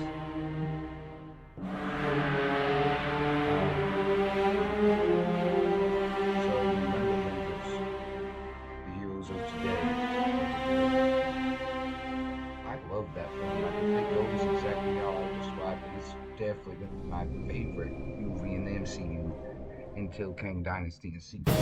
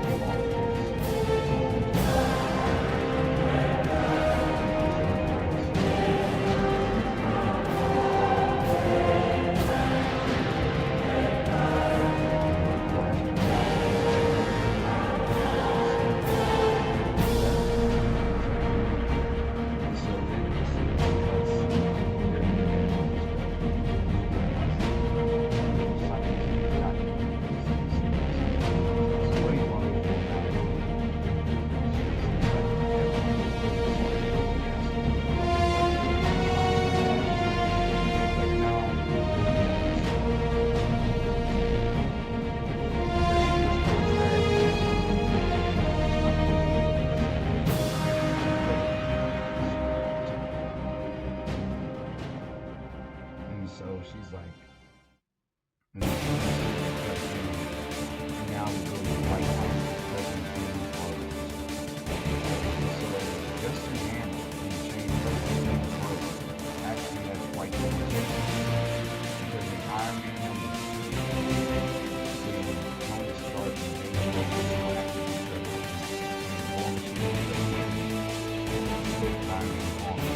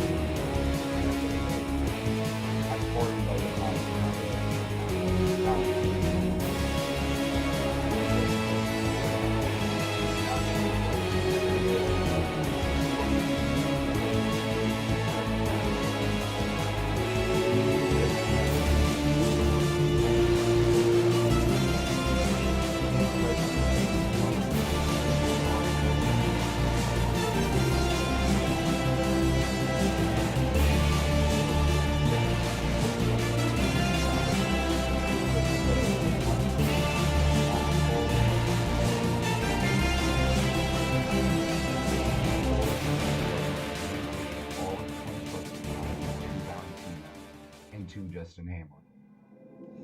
And so that's it. They dap each other up. He's like, good luck, Rhodey, and he's like, no problem, Justin. We're cool like that. And so that's all it is. He gives up all the technology to them, and they go on. But with the technology, they coagulate it all to build great things. First, they build a suit of armor for themselves. So now Valentine and Justin have Iron Man armor, but it's the latest Tony Stark technology. And they use it to recreate Ultron, the same character we saw in Avengers number 2. So, but it's not that Ultron is on his own trying to destroy all of humanity like he was in number 2 of the Avengers. In Armor Wars, he's pretty much just an automaton. Because he's being controlled because Justin Hammer also built a controller. So Ultron only does what he commands. So it's not like he's trying to destroy the Earth. He's only doing what him and Valentina order him to do. And he cannot disobey that programming, no matter what. As long as the control is there, the programming will always be in place. And so, and as well, the Ultron, he's also granted with an adamantium skeleton. And adamantium is the hardest metal in existence. And it's theorized that adamantium will be introduced into the MCU thanks to the Eternals number 1. When Cersei, she defeated the Immortals of the Celestial Team by combining her strength with all the rest of her Eternals and turning him into stone, essentially, into some type of metal alloy. It's revealed that that metal alloy is adamantium. So the U.S. government have now cultivated that area and is mining it for adamantium. They have a lot of it. And so they say, why not test it out on your creation? And she's like, sure. And so Ultron is also granted with an adamantium skeleton. But Valentina and Justin Hammer do not have like an adamantium suit of armor. They just have a regular Iron Man armor, but it's still the latest Tony Stark technology. So it's like nanotech, so it's still pretty strong. And then Ultron has an adamantium skeleton and he's much stronger than he was before because it's the latest Tony Stark technology, not the old ones from Avengers #2. So they don't have these threats that are about to come and face the Avengers.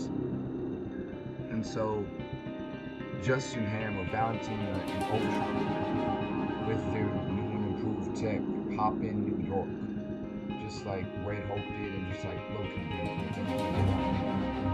The reporters pop up too, because they recognize Valentina and Justin Hammer, especially Ultron.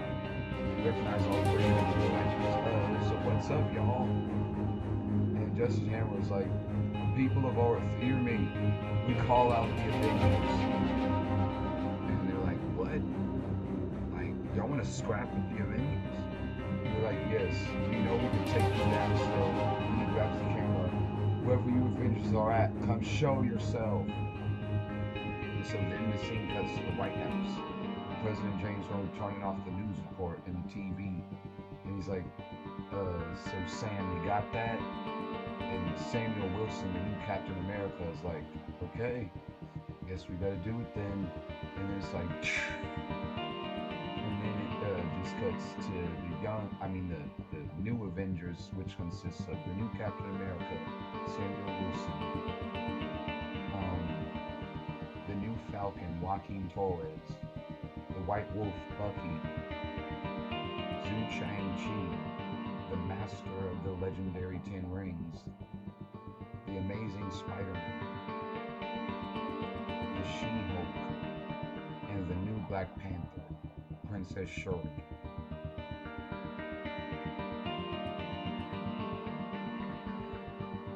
It's the new Captain America, the new Falcon, the White Wolf, Zhu Chang-Chi, Spider-Man, She-Hulk, and Shuri. Okay. It's the new Captain America. It's the new Falcon. It's the White Wolf. It's Zhu Chang-Chi. It's Spider-Man. It's She-Hulk, and it's Shuri. Okay, yeah. So it's the set of them.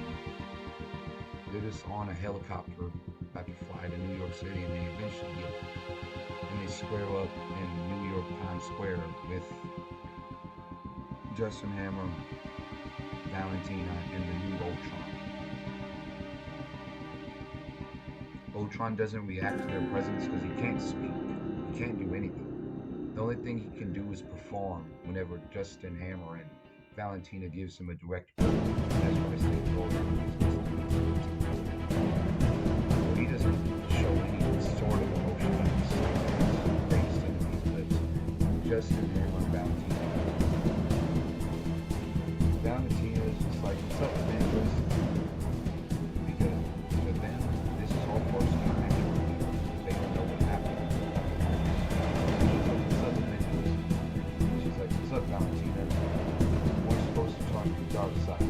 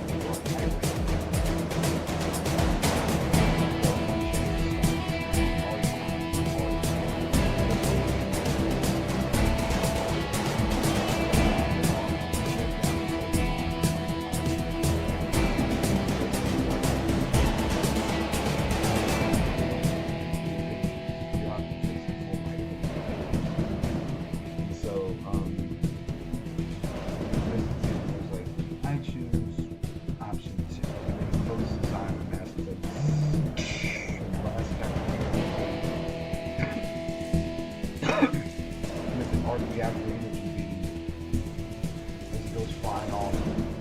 The Spider-Man swings in and catches him and he swings back. Like, he's like, thanks, Spidey.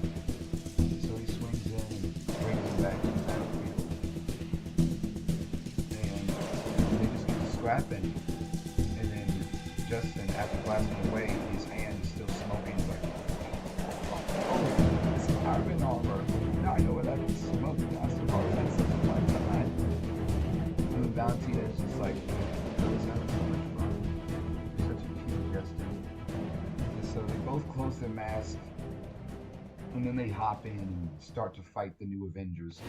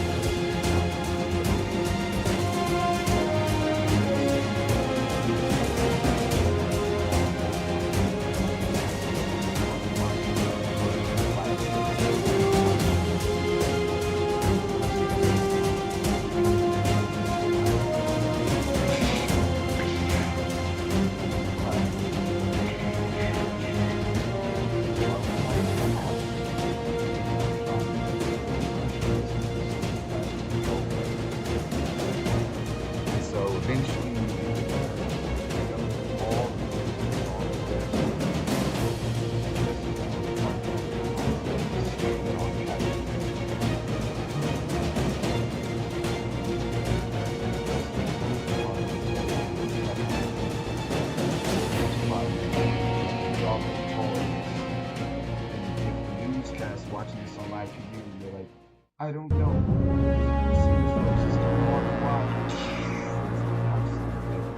But the new Avengers, they're losing against Valentine and Justin. Spider was punched across the face, and it doesn't work. So just pray for the Avengers, guys. Was walking on and got punched hard. So it eventually gets to where all the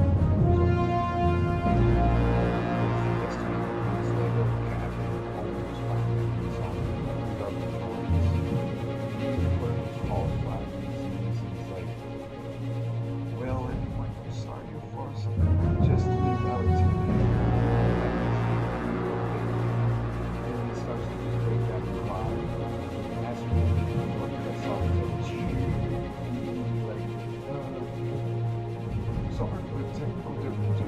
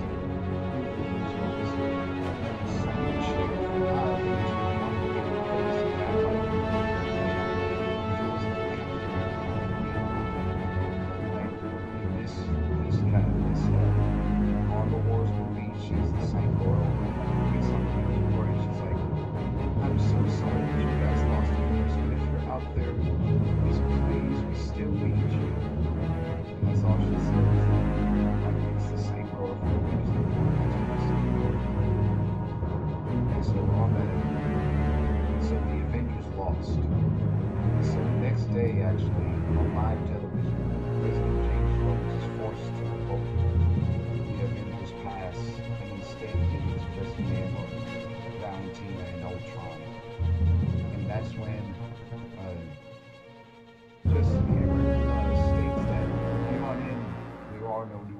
Avengers.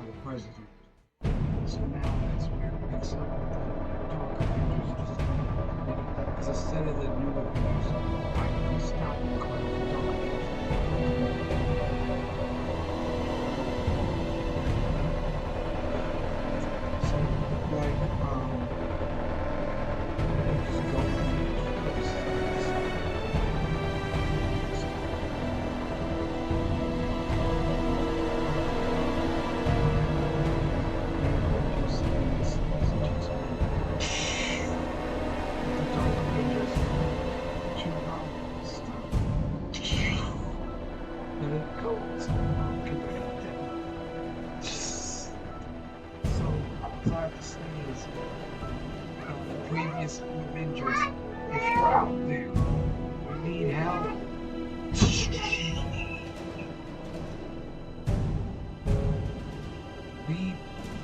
This sucks.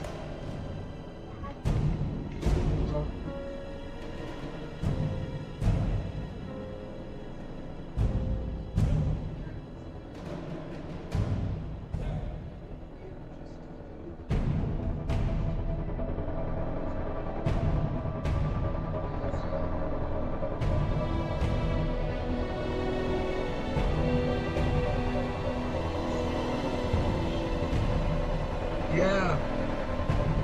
Serious. And now they're going through and all we can do is sit here and watch. Yeah, no kidding.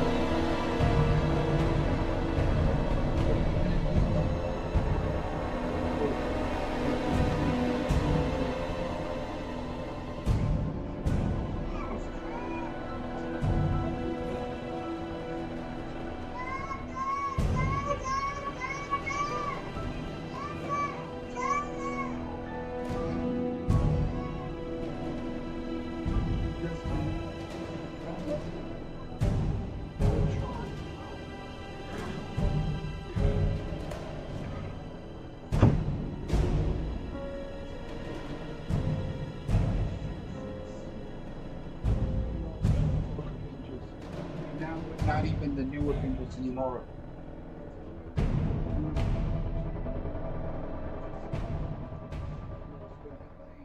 And they took up command.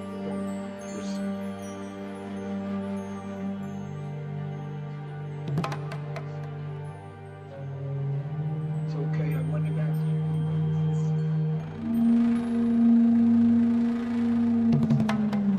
No! Mama talked before. Here, No. there you go. It's like Dad. Thank you, DJ.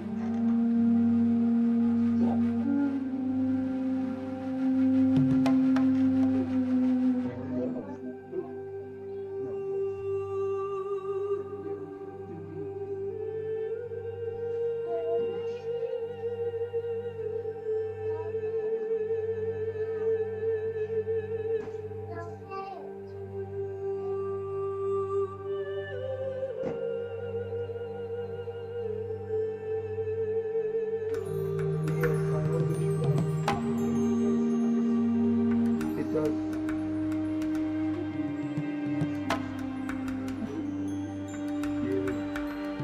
Well, that's the point. And don't get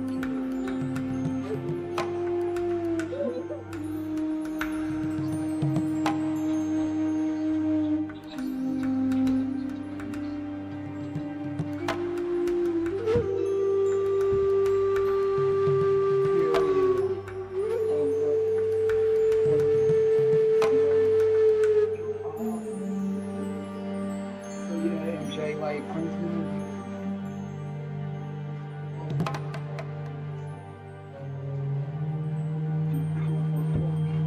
yeah, no problem, Pete.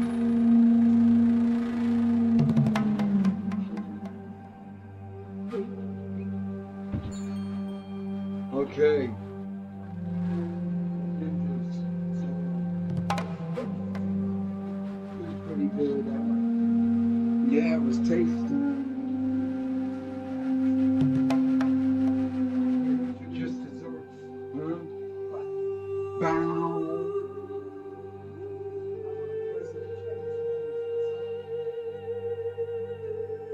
Yes, hello, former.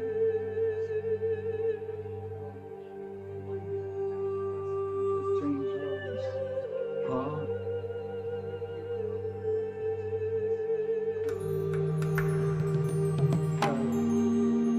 Too bad.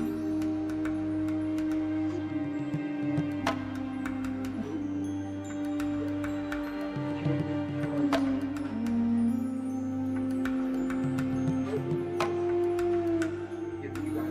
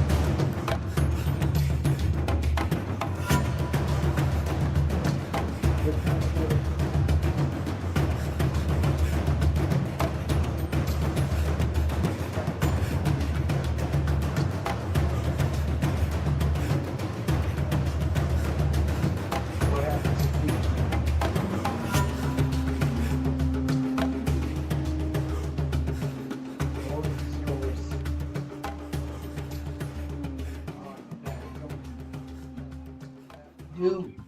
But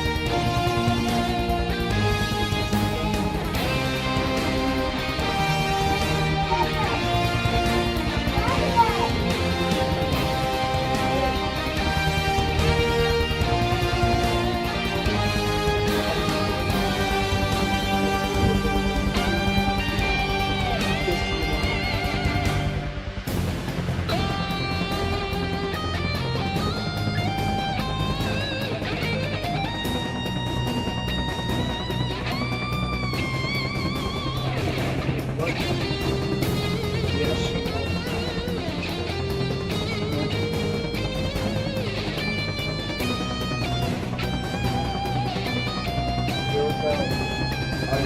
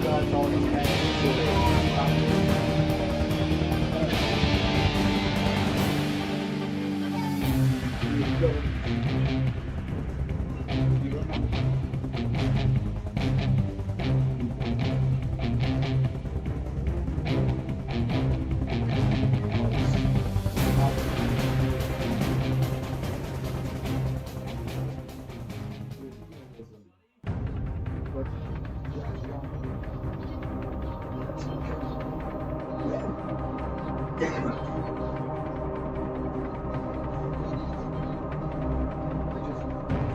You guys this time.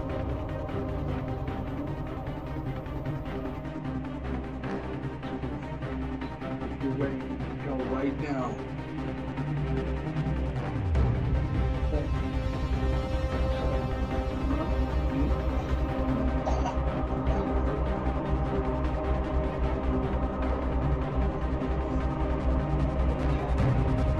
I didn't really expect you to be this calm.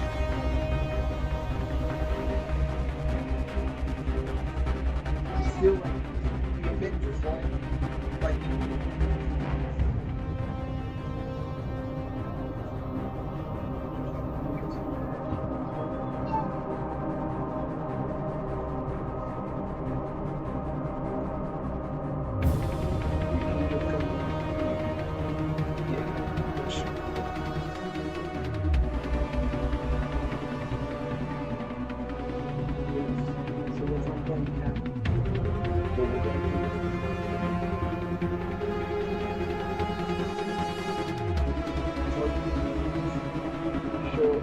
She-Hulk.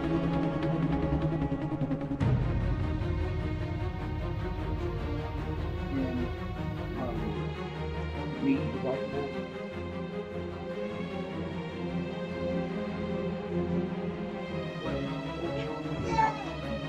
Whenever he helps in.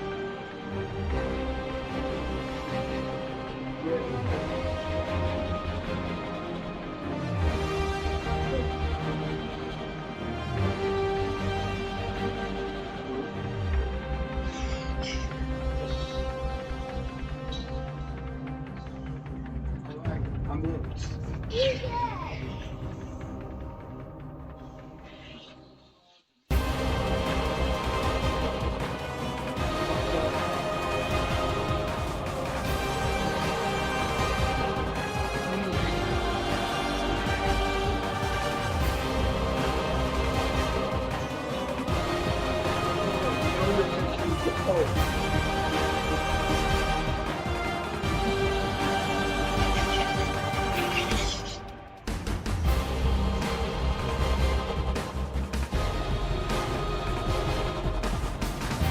She-Hulk, you know?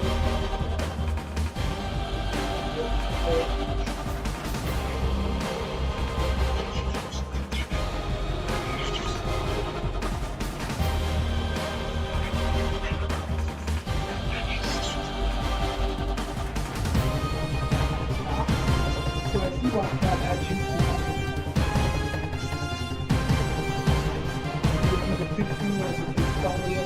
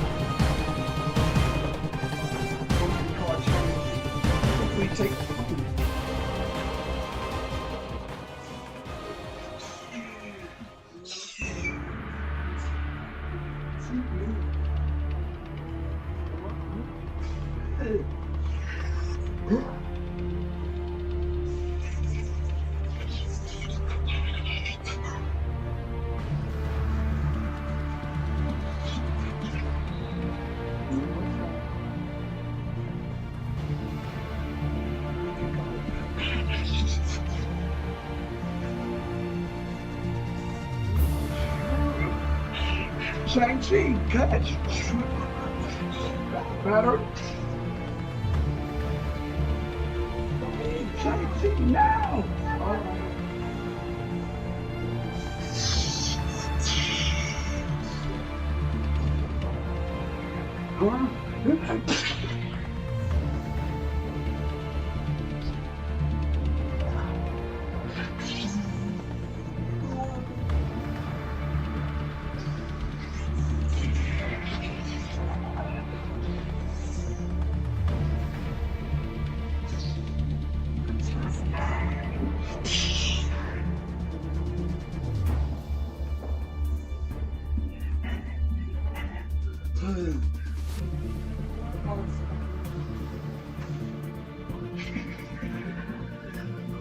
Don't.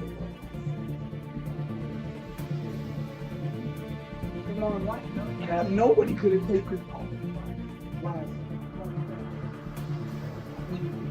Could have. Wow. I said don't. Shut up.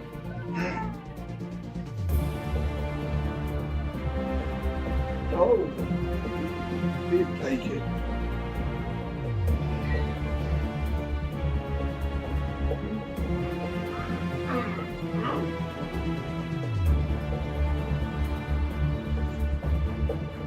Nice job, you Avengers. You got it.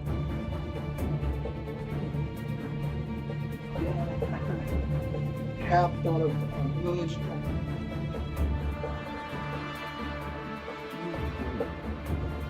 Very well. That's good.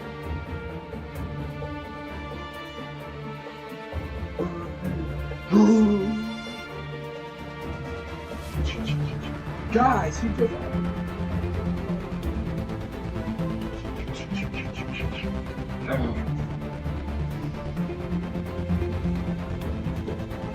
means he's not after us.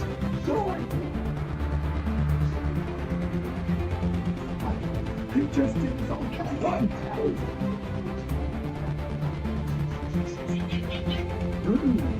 Okay, Ultron. Oh.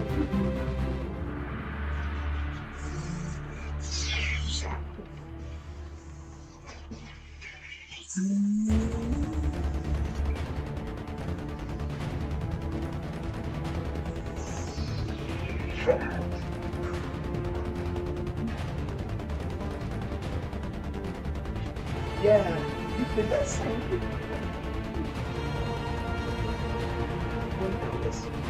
Yes, and she also failed it.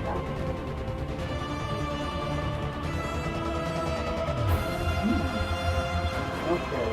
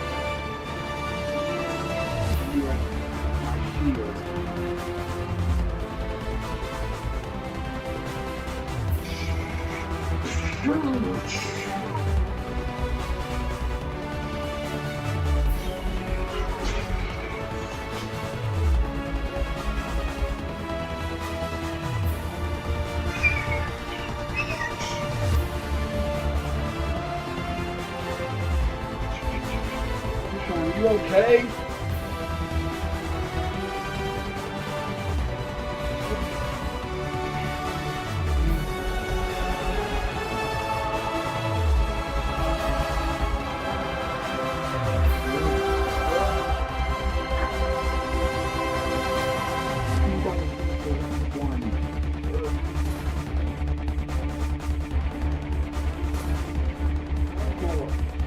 Mr. Justin Hammer.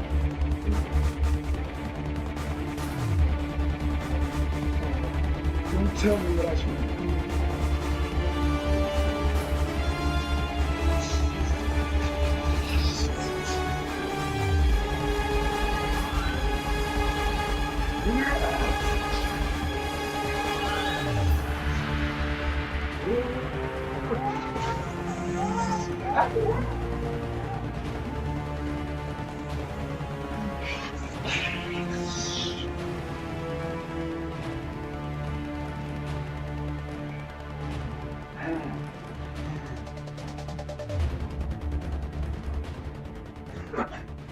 How'd you like that, former new Avengers?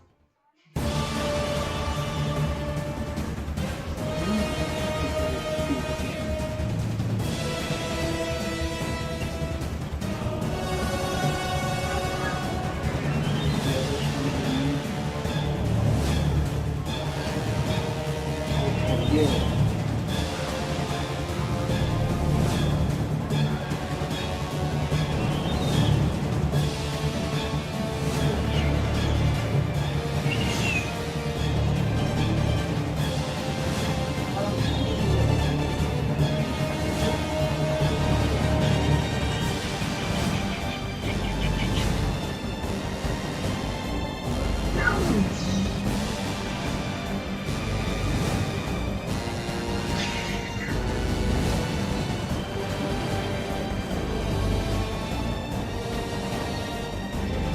Grab.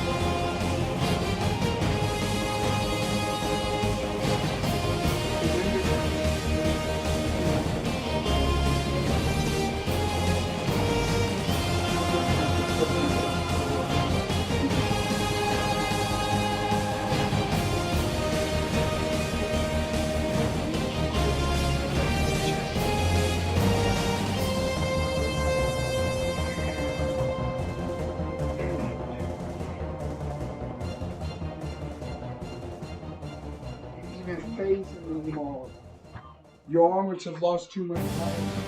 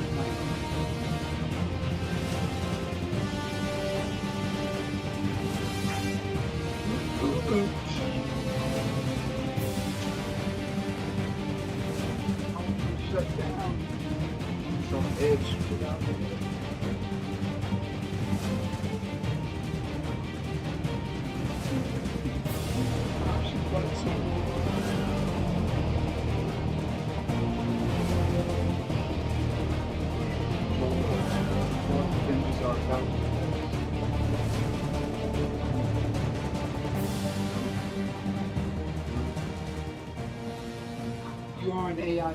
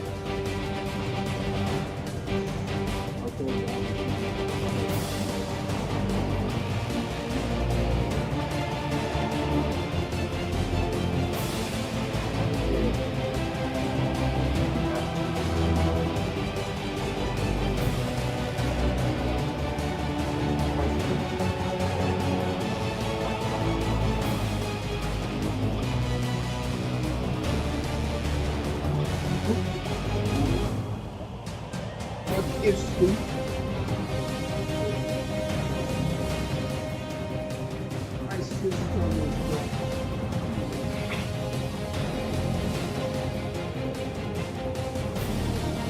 down and complete. Regular suit of arms.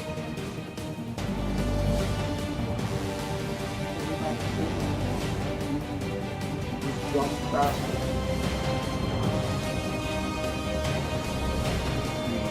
What?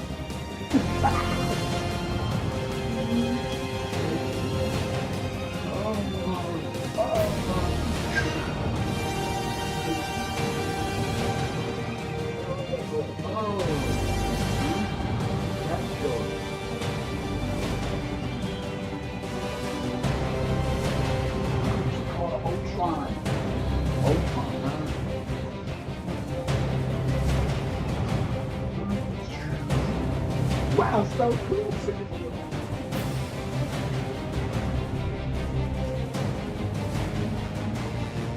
Scanning.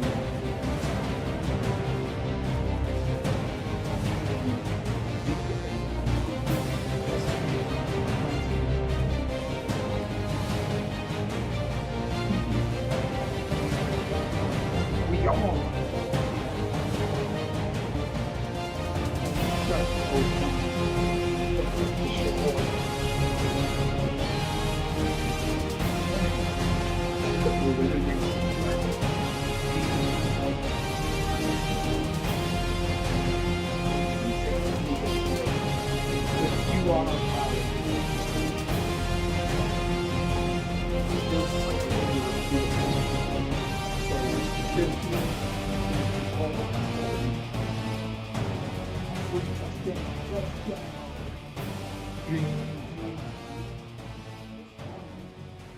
Go over shoulder that horse. Eliminate the threat.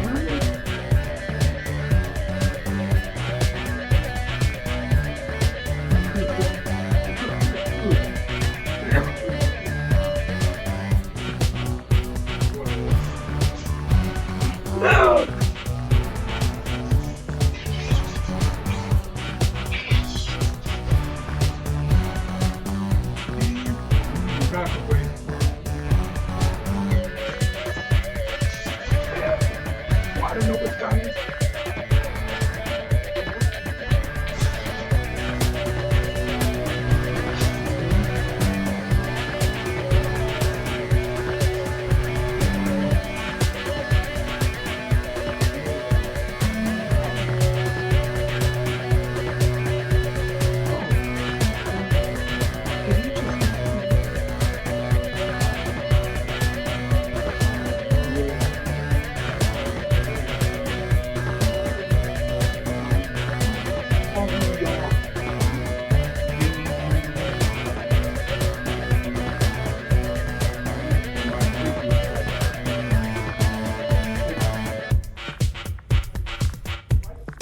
Your masters, they gave you your final. That is what everyone wants.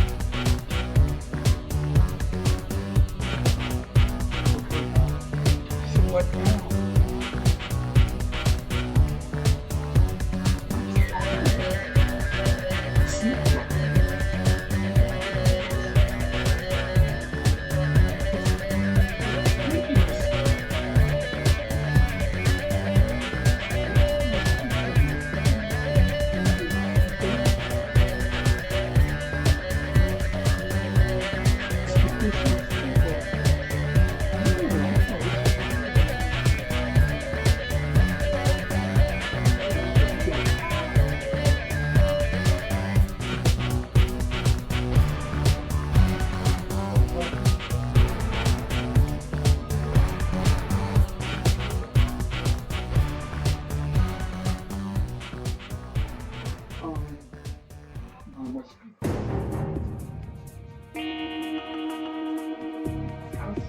get up here.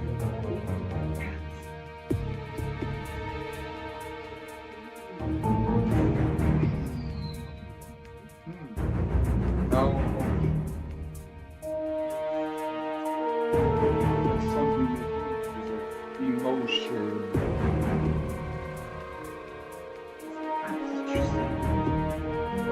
This master.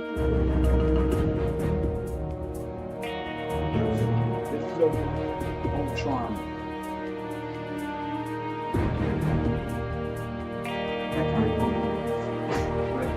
God bless you.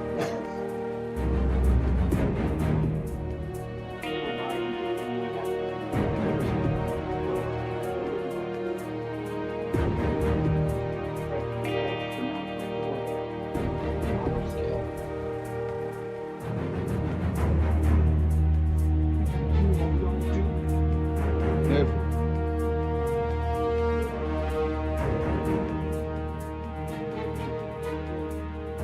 Right? Yes.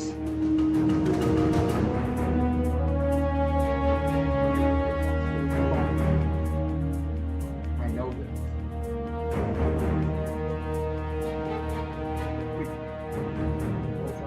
I am probably destroyed.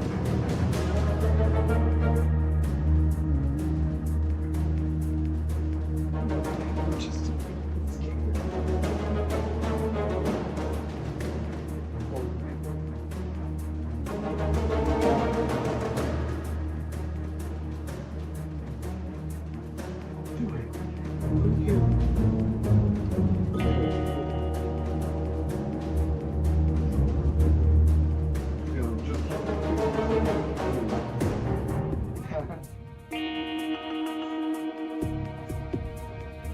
get your thorn.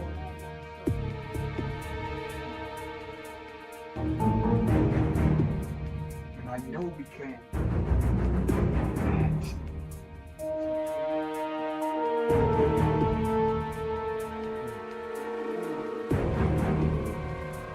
Okay. But like he has his full ground.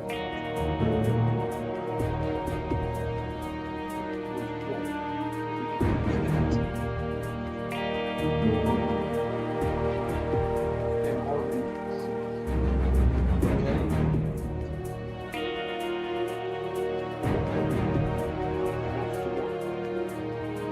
Holy honor.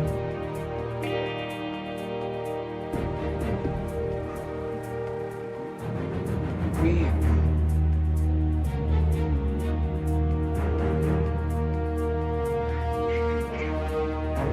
One, two,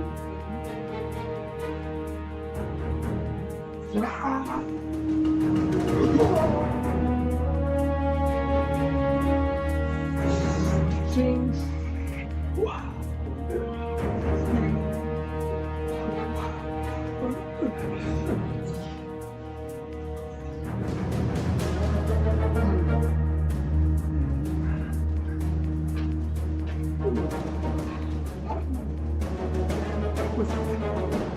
Yeah.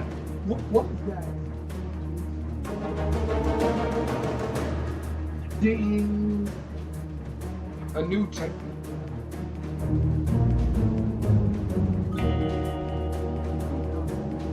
Universe. Now here it comes.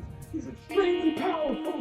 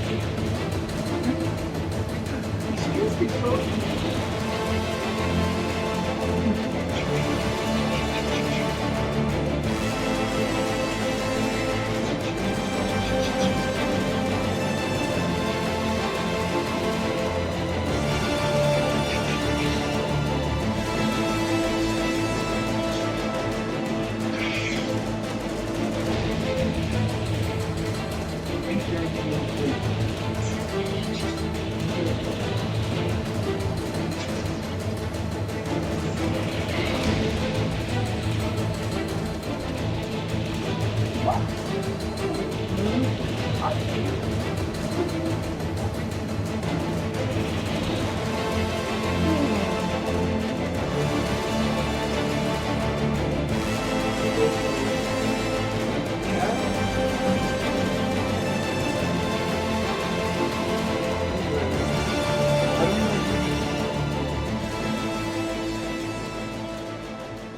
have to have what?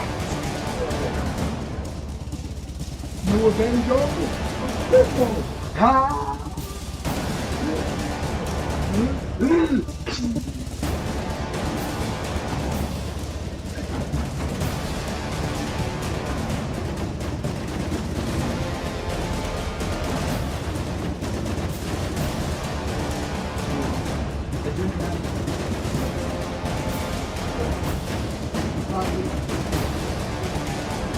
What is your name?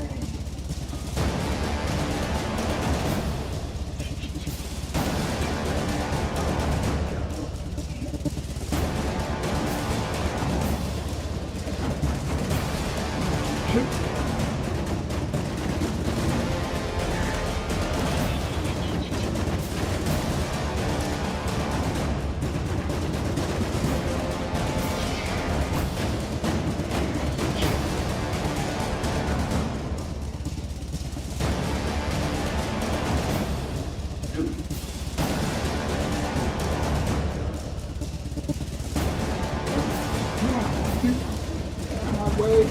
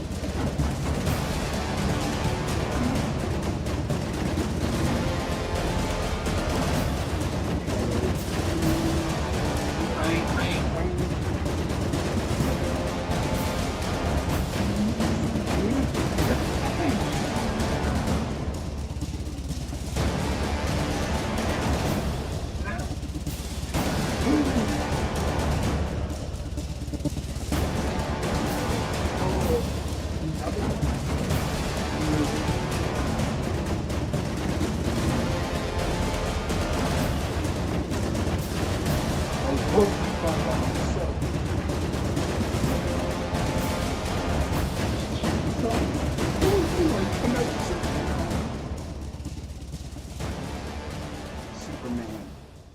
Oh, Superman. Scanners. Okay. Ding ding ding ding ding ding ding ding.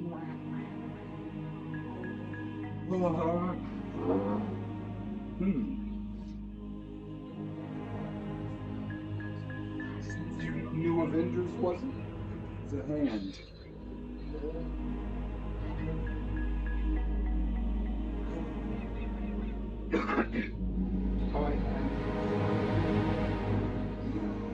Oh,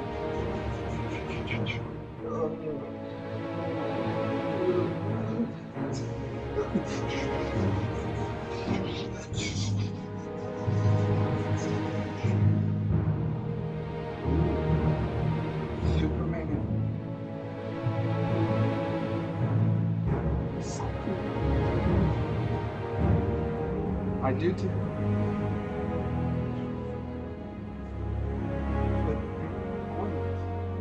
But they're not.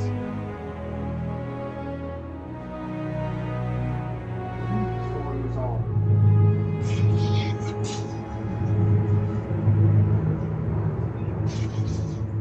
Possibly know that organic. I use my heat vision. Your data.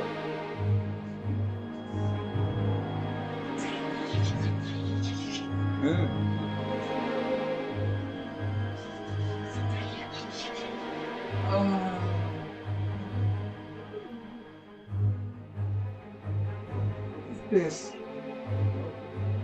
These superheroes. And what's here? Well, I mean, President James has shield, sword, and saber. Knows of. And so if they're not on any of those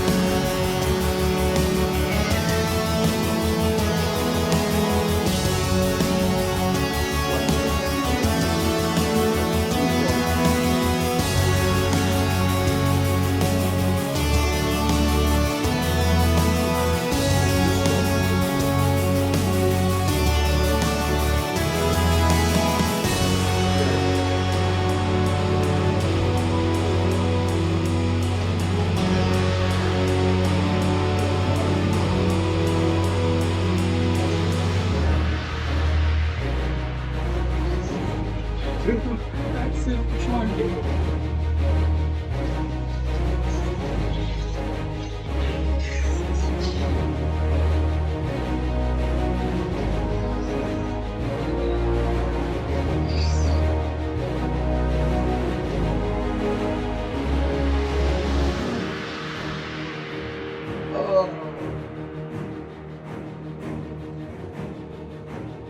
These guys got it under control, don't they? Was the first time. Andy has adamantium shell. Stand a little straighter, walk a little prouder, be an innovator, laugh a little louder, go forever greater, we can show you how to. When will you be then? You belong to the Merry Marvel Marching Society. March along to the song of the Merry Marvel Marching Society. If you growl, if you groan, with the dour, sour outlook, if you howl, if you moan, you can lose your sauerkraut for keeping trim and in step with the vim and pep of the Merry Marvel Marching Society. Be an early riser, Strive to be ambitious, speak a little wiser, try to be judicious, be a good advisor. never ever vicious. When will you be then? Base run! Lift your head! You're on the winning team!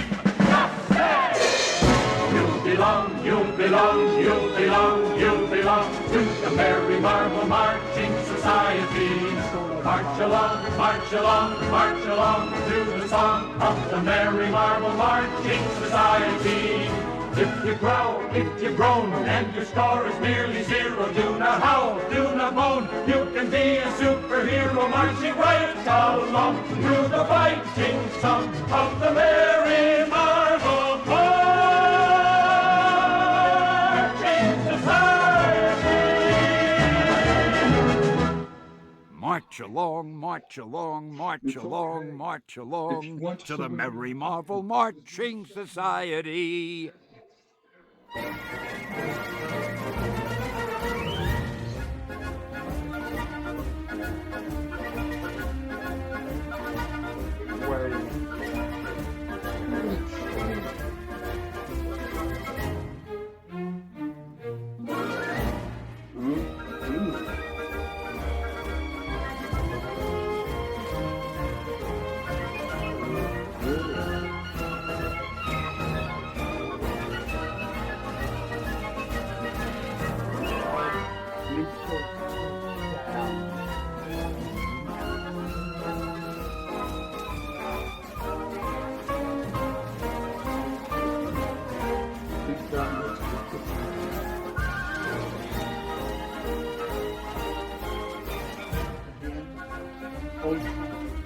Yes.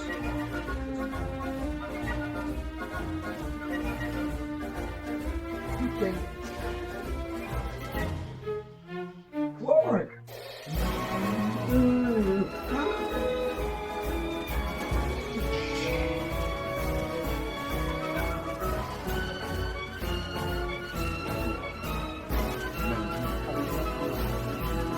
machine.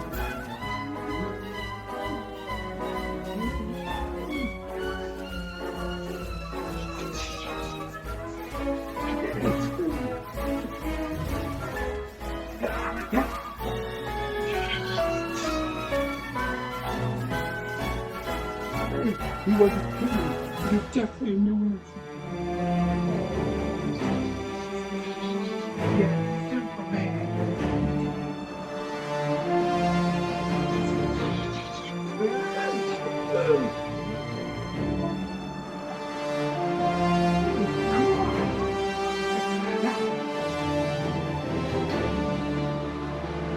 Yes, anyway.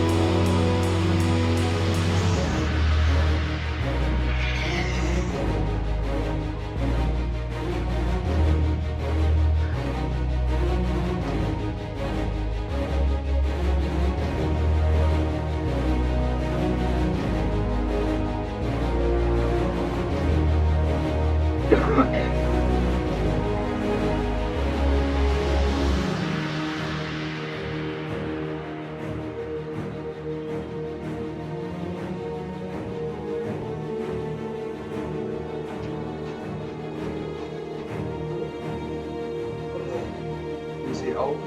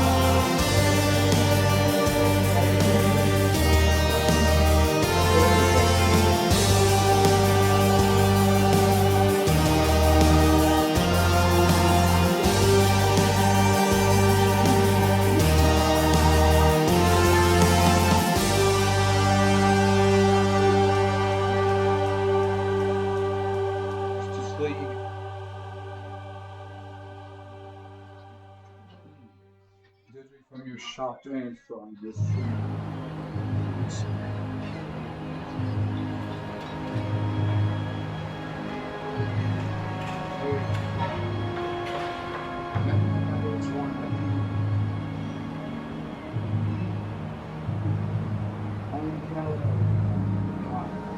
That's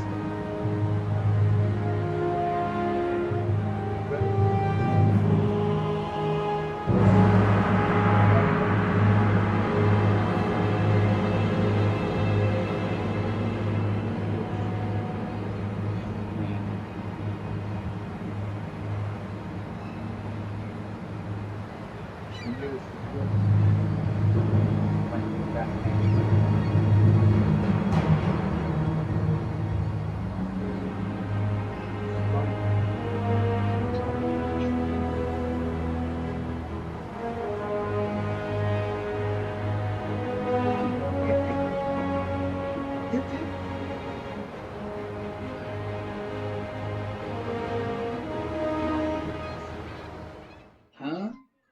Huh?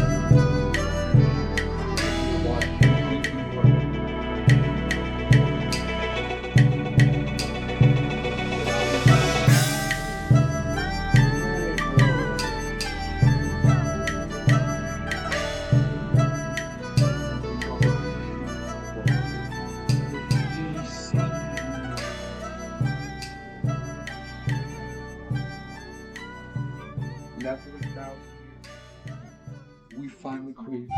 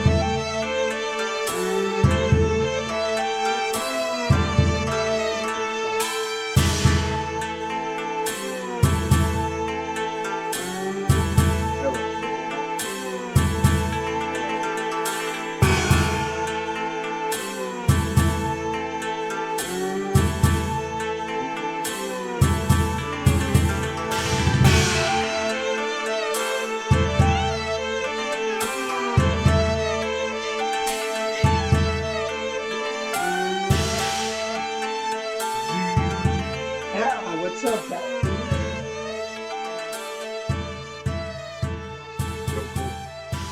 Your palm, a Gotham City boy.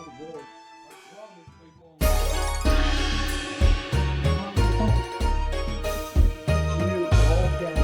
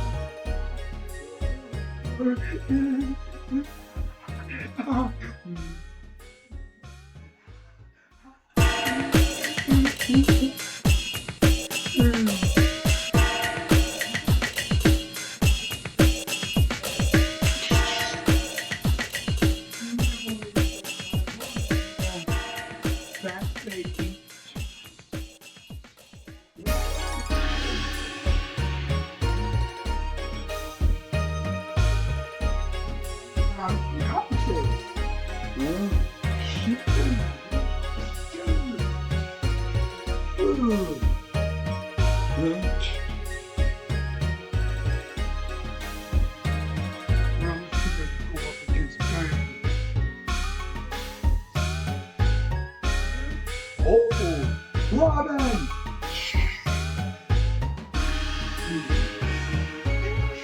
Good.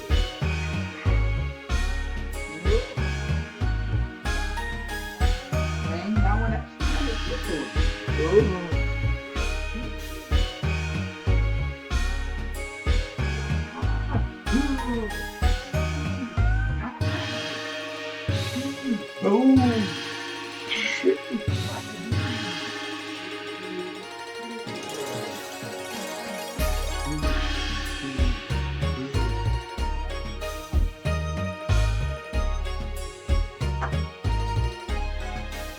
Is back.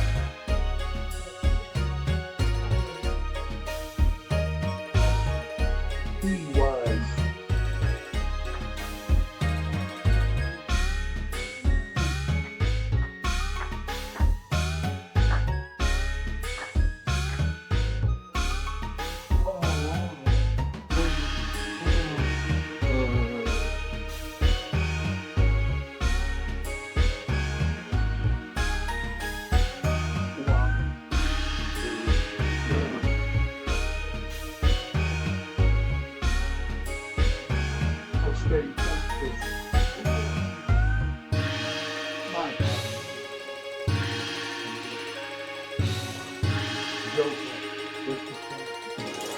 Well,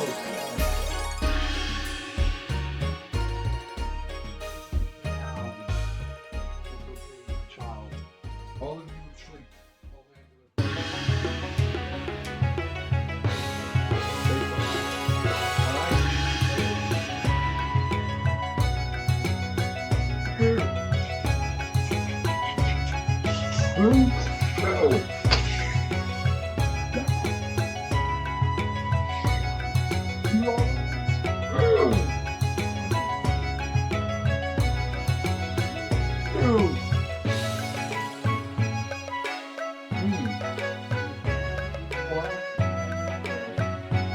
Hey, who are you?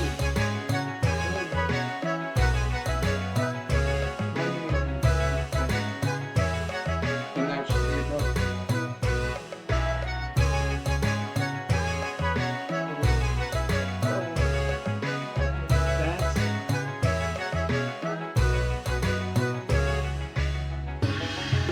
Drive away.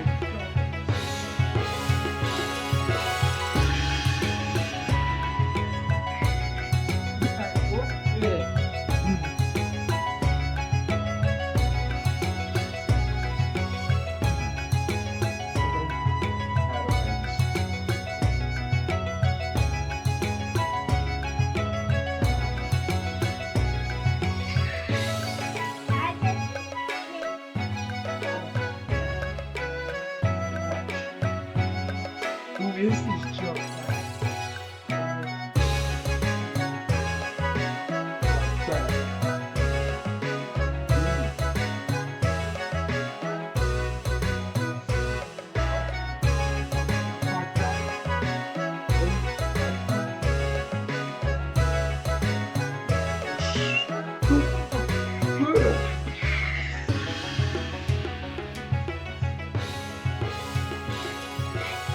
That was close.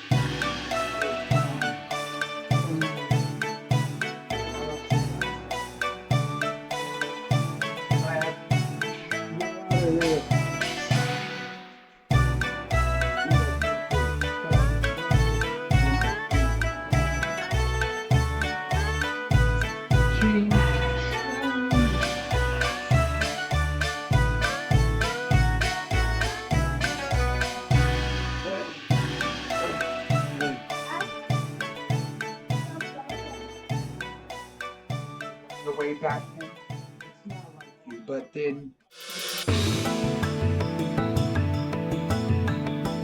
Stealing my wallet.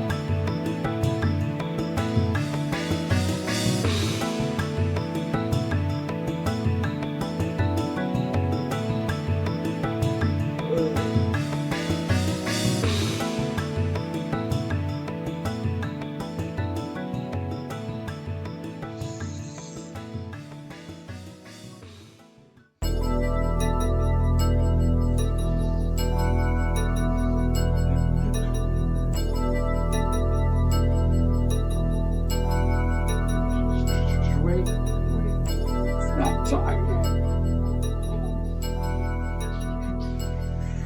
Oof.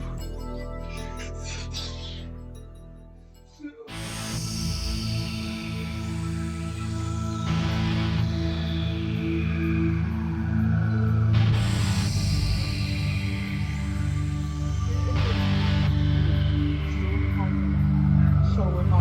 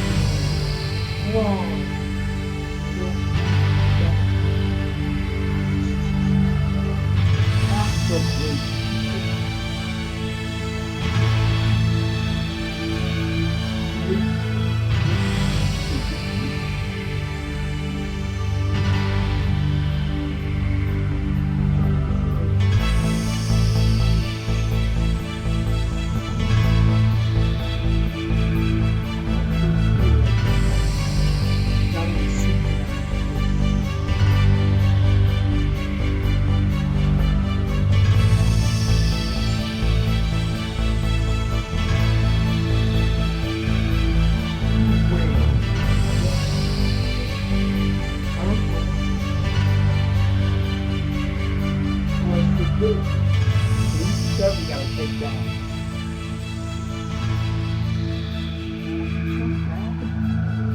No.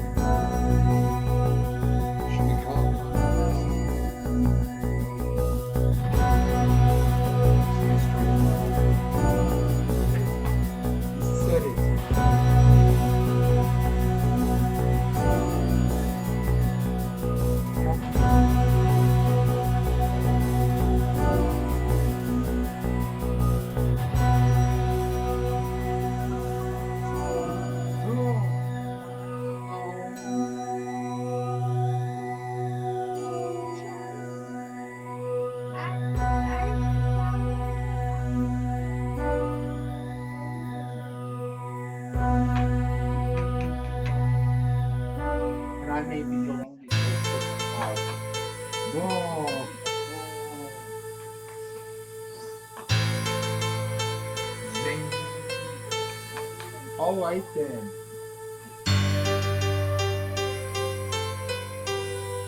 Yeah. So weird.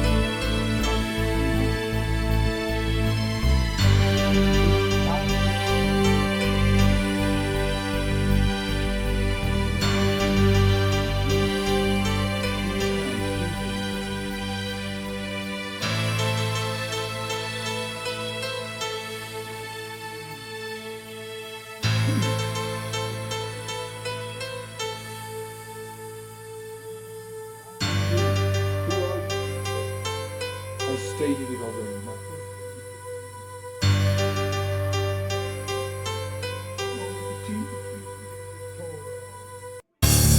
You guys specific?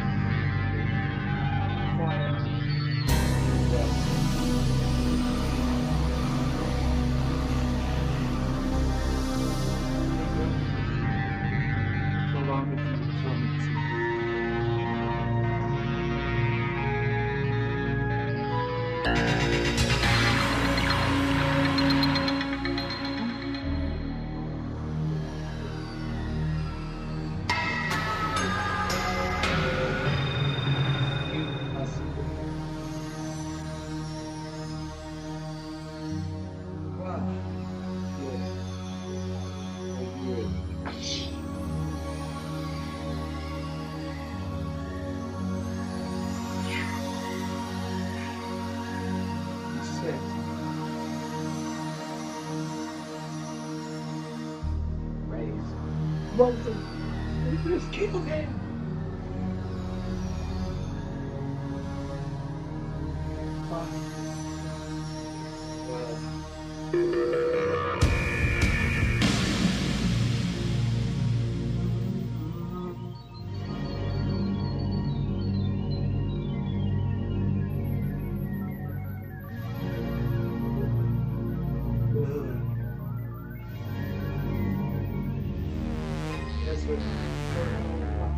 Now, good.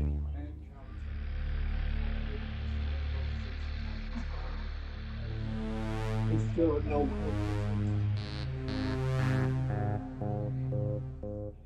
Now lose your wit, Mike City. We will find that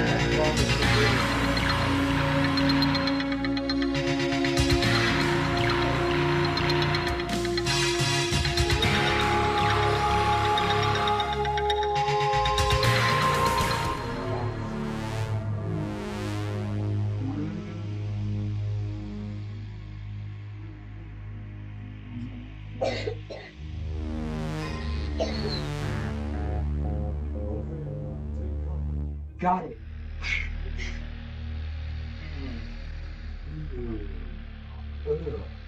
Those two.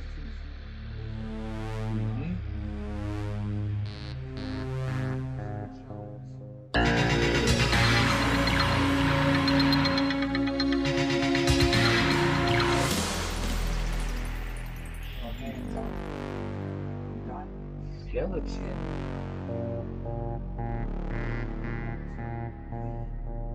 Huh? Vanity, Mr. Jones.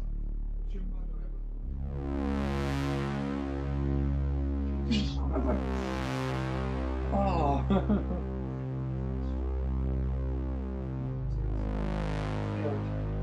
You know, go away.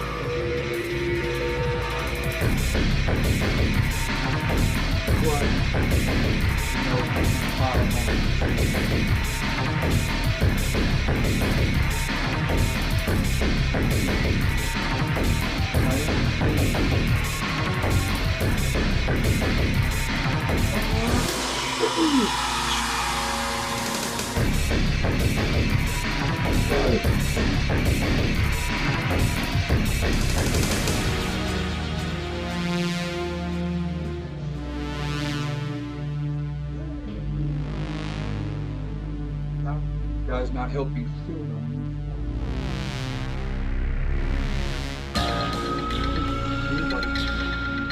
And that's swap.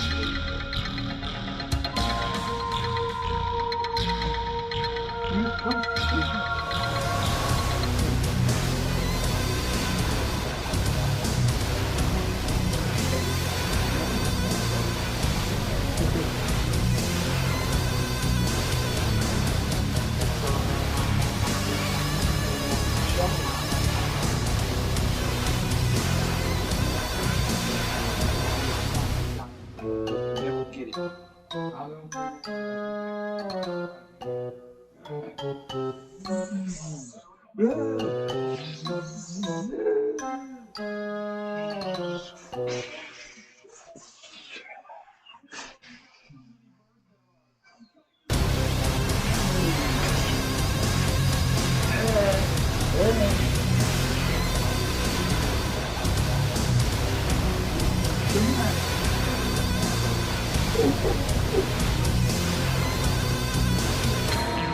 Yes, I'm not.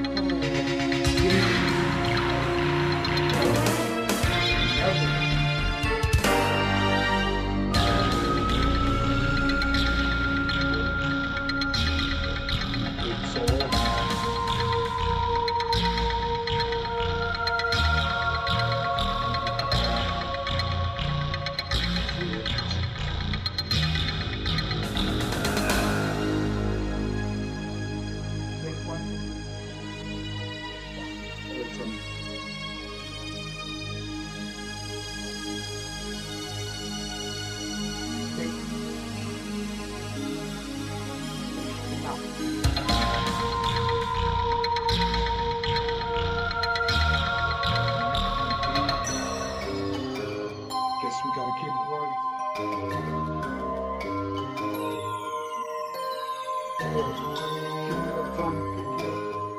Take as long as you need.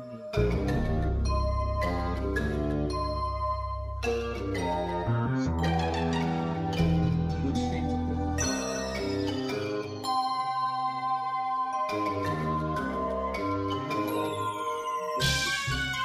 If you get it right, it may not.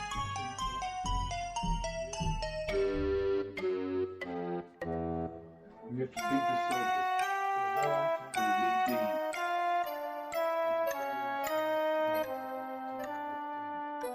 Good reason why.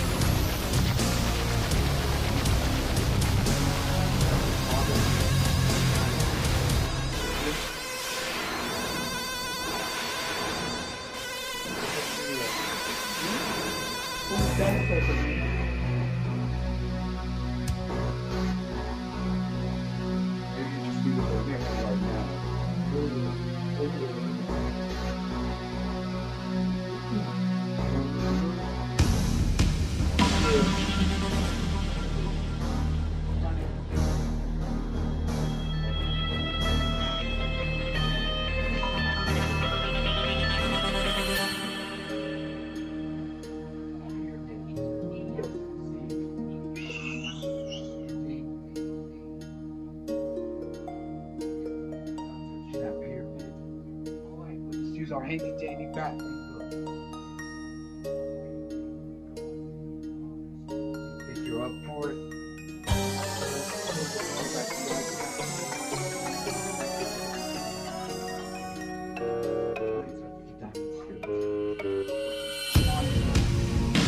Valley look. Okay. So it seems to be at the top.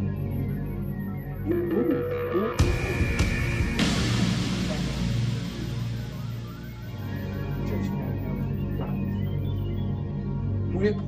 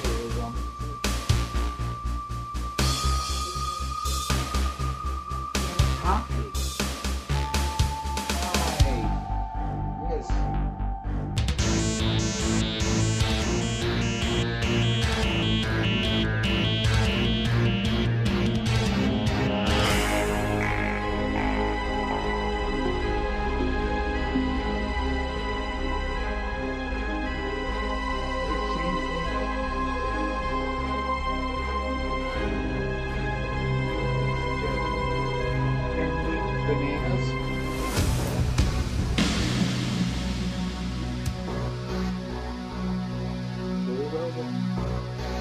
Did it seem clear enough?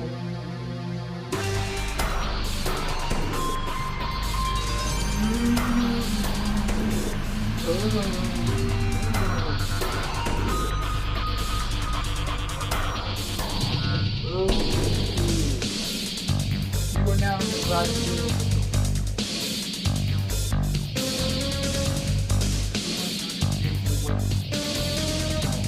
will fight.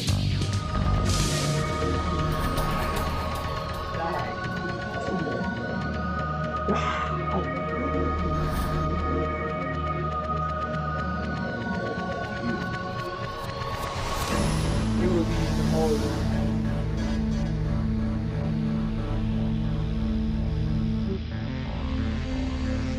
it'll be with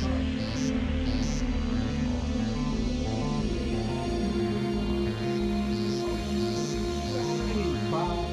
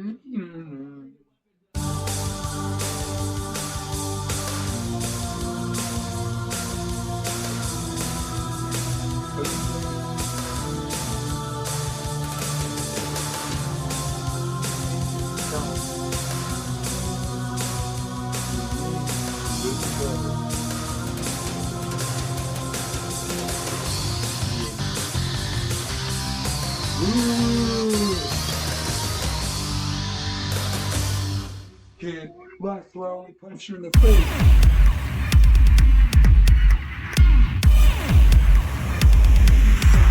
Kill.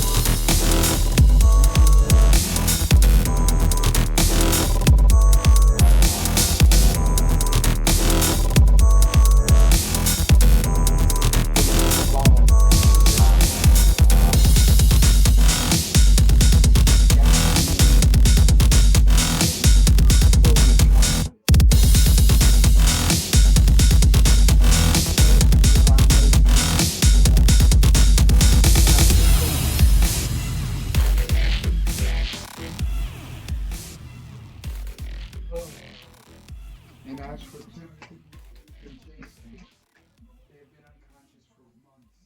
But I know that they're still alive because I make sure that I give some of my heart.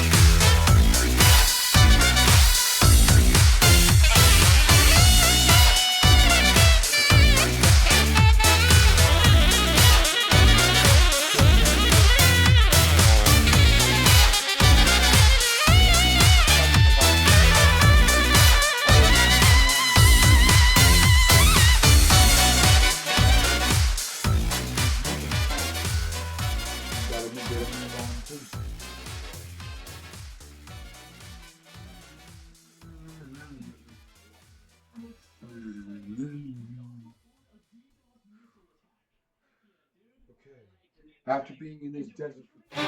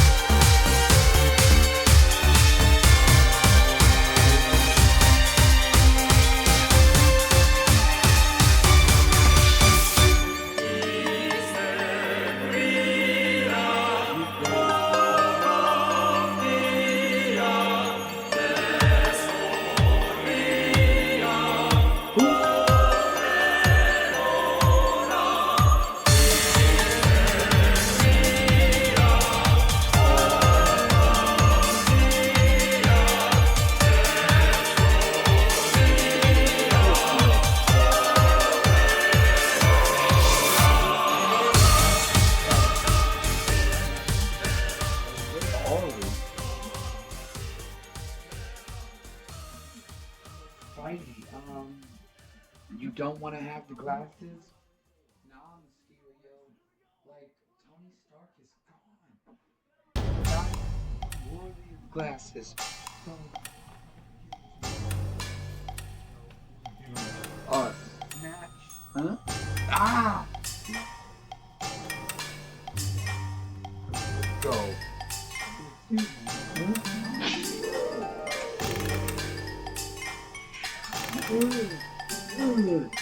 Oh, man.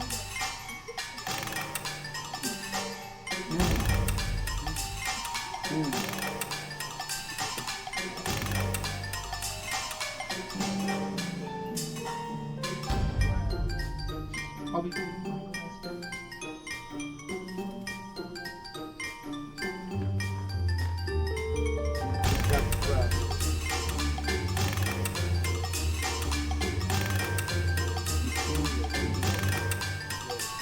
I know.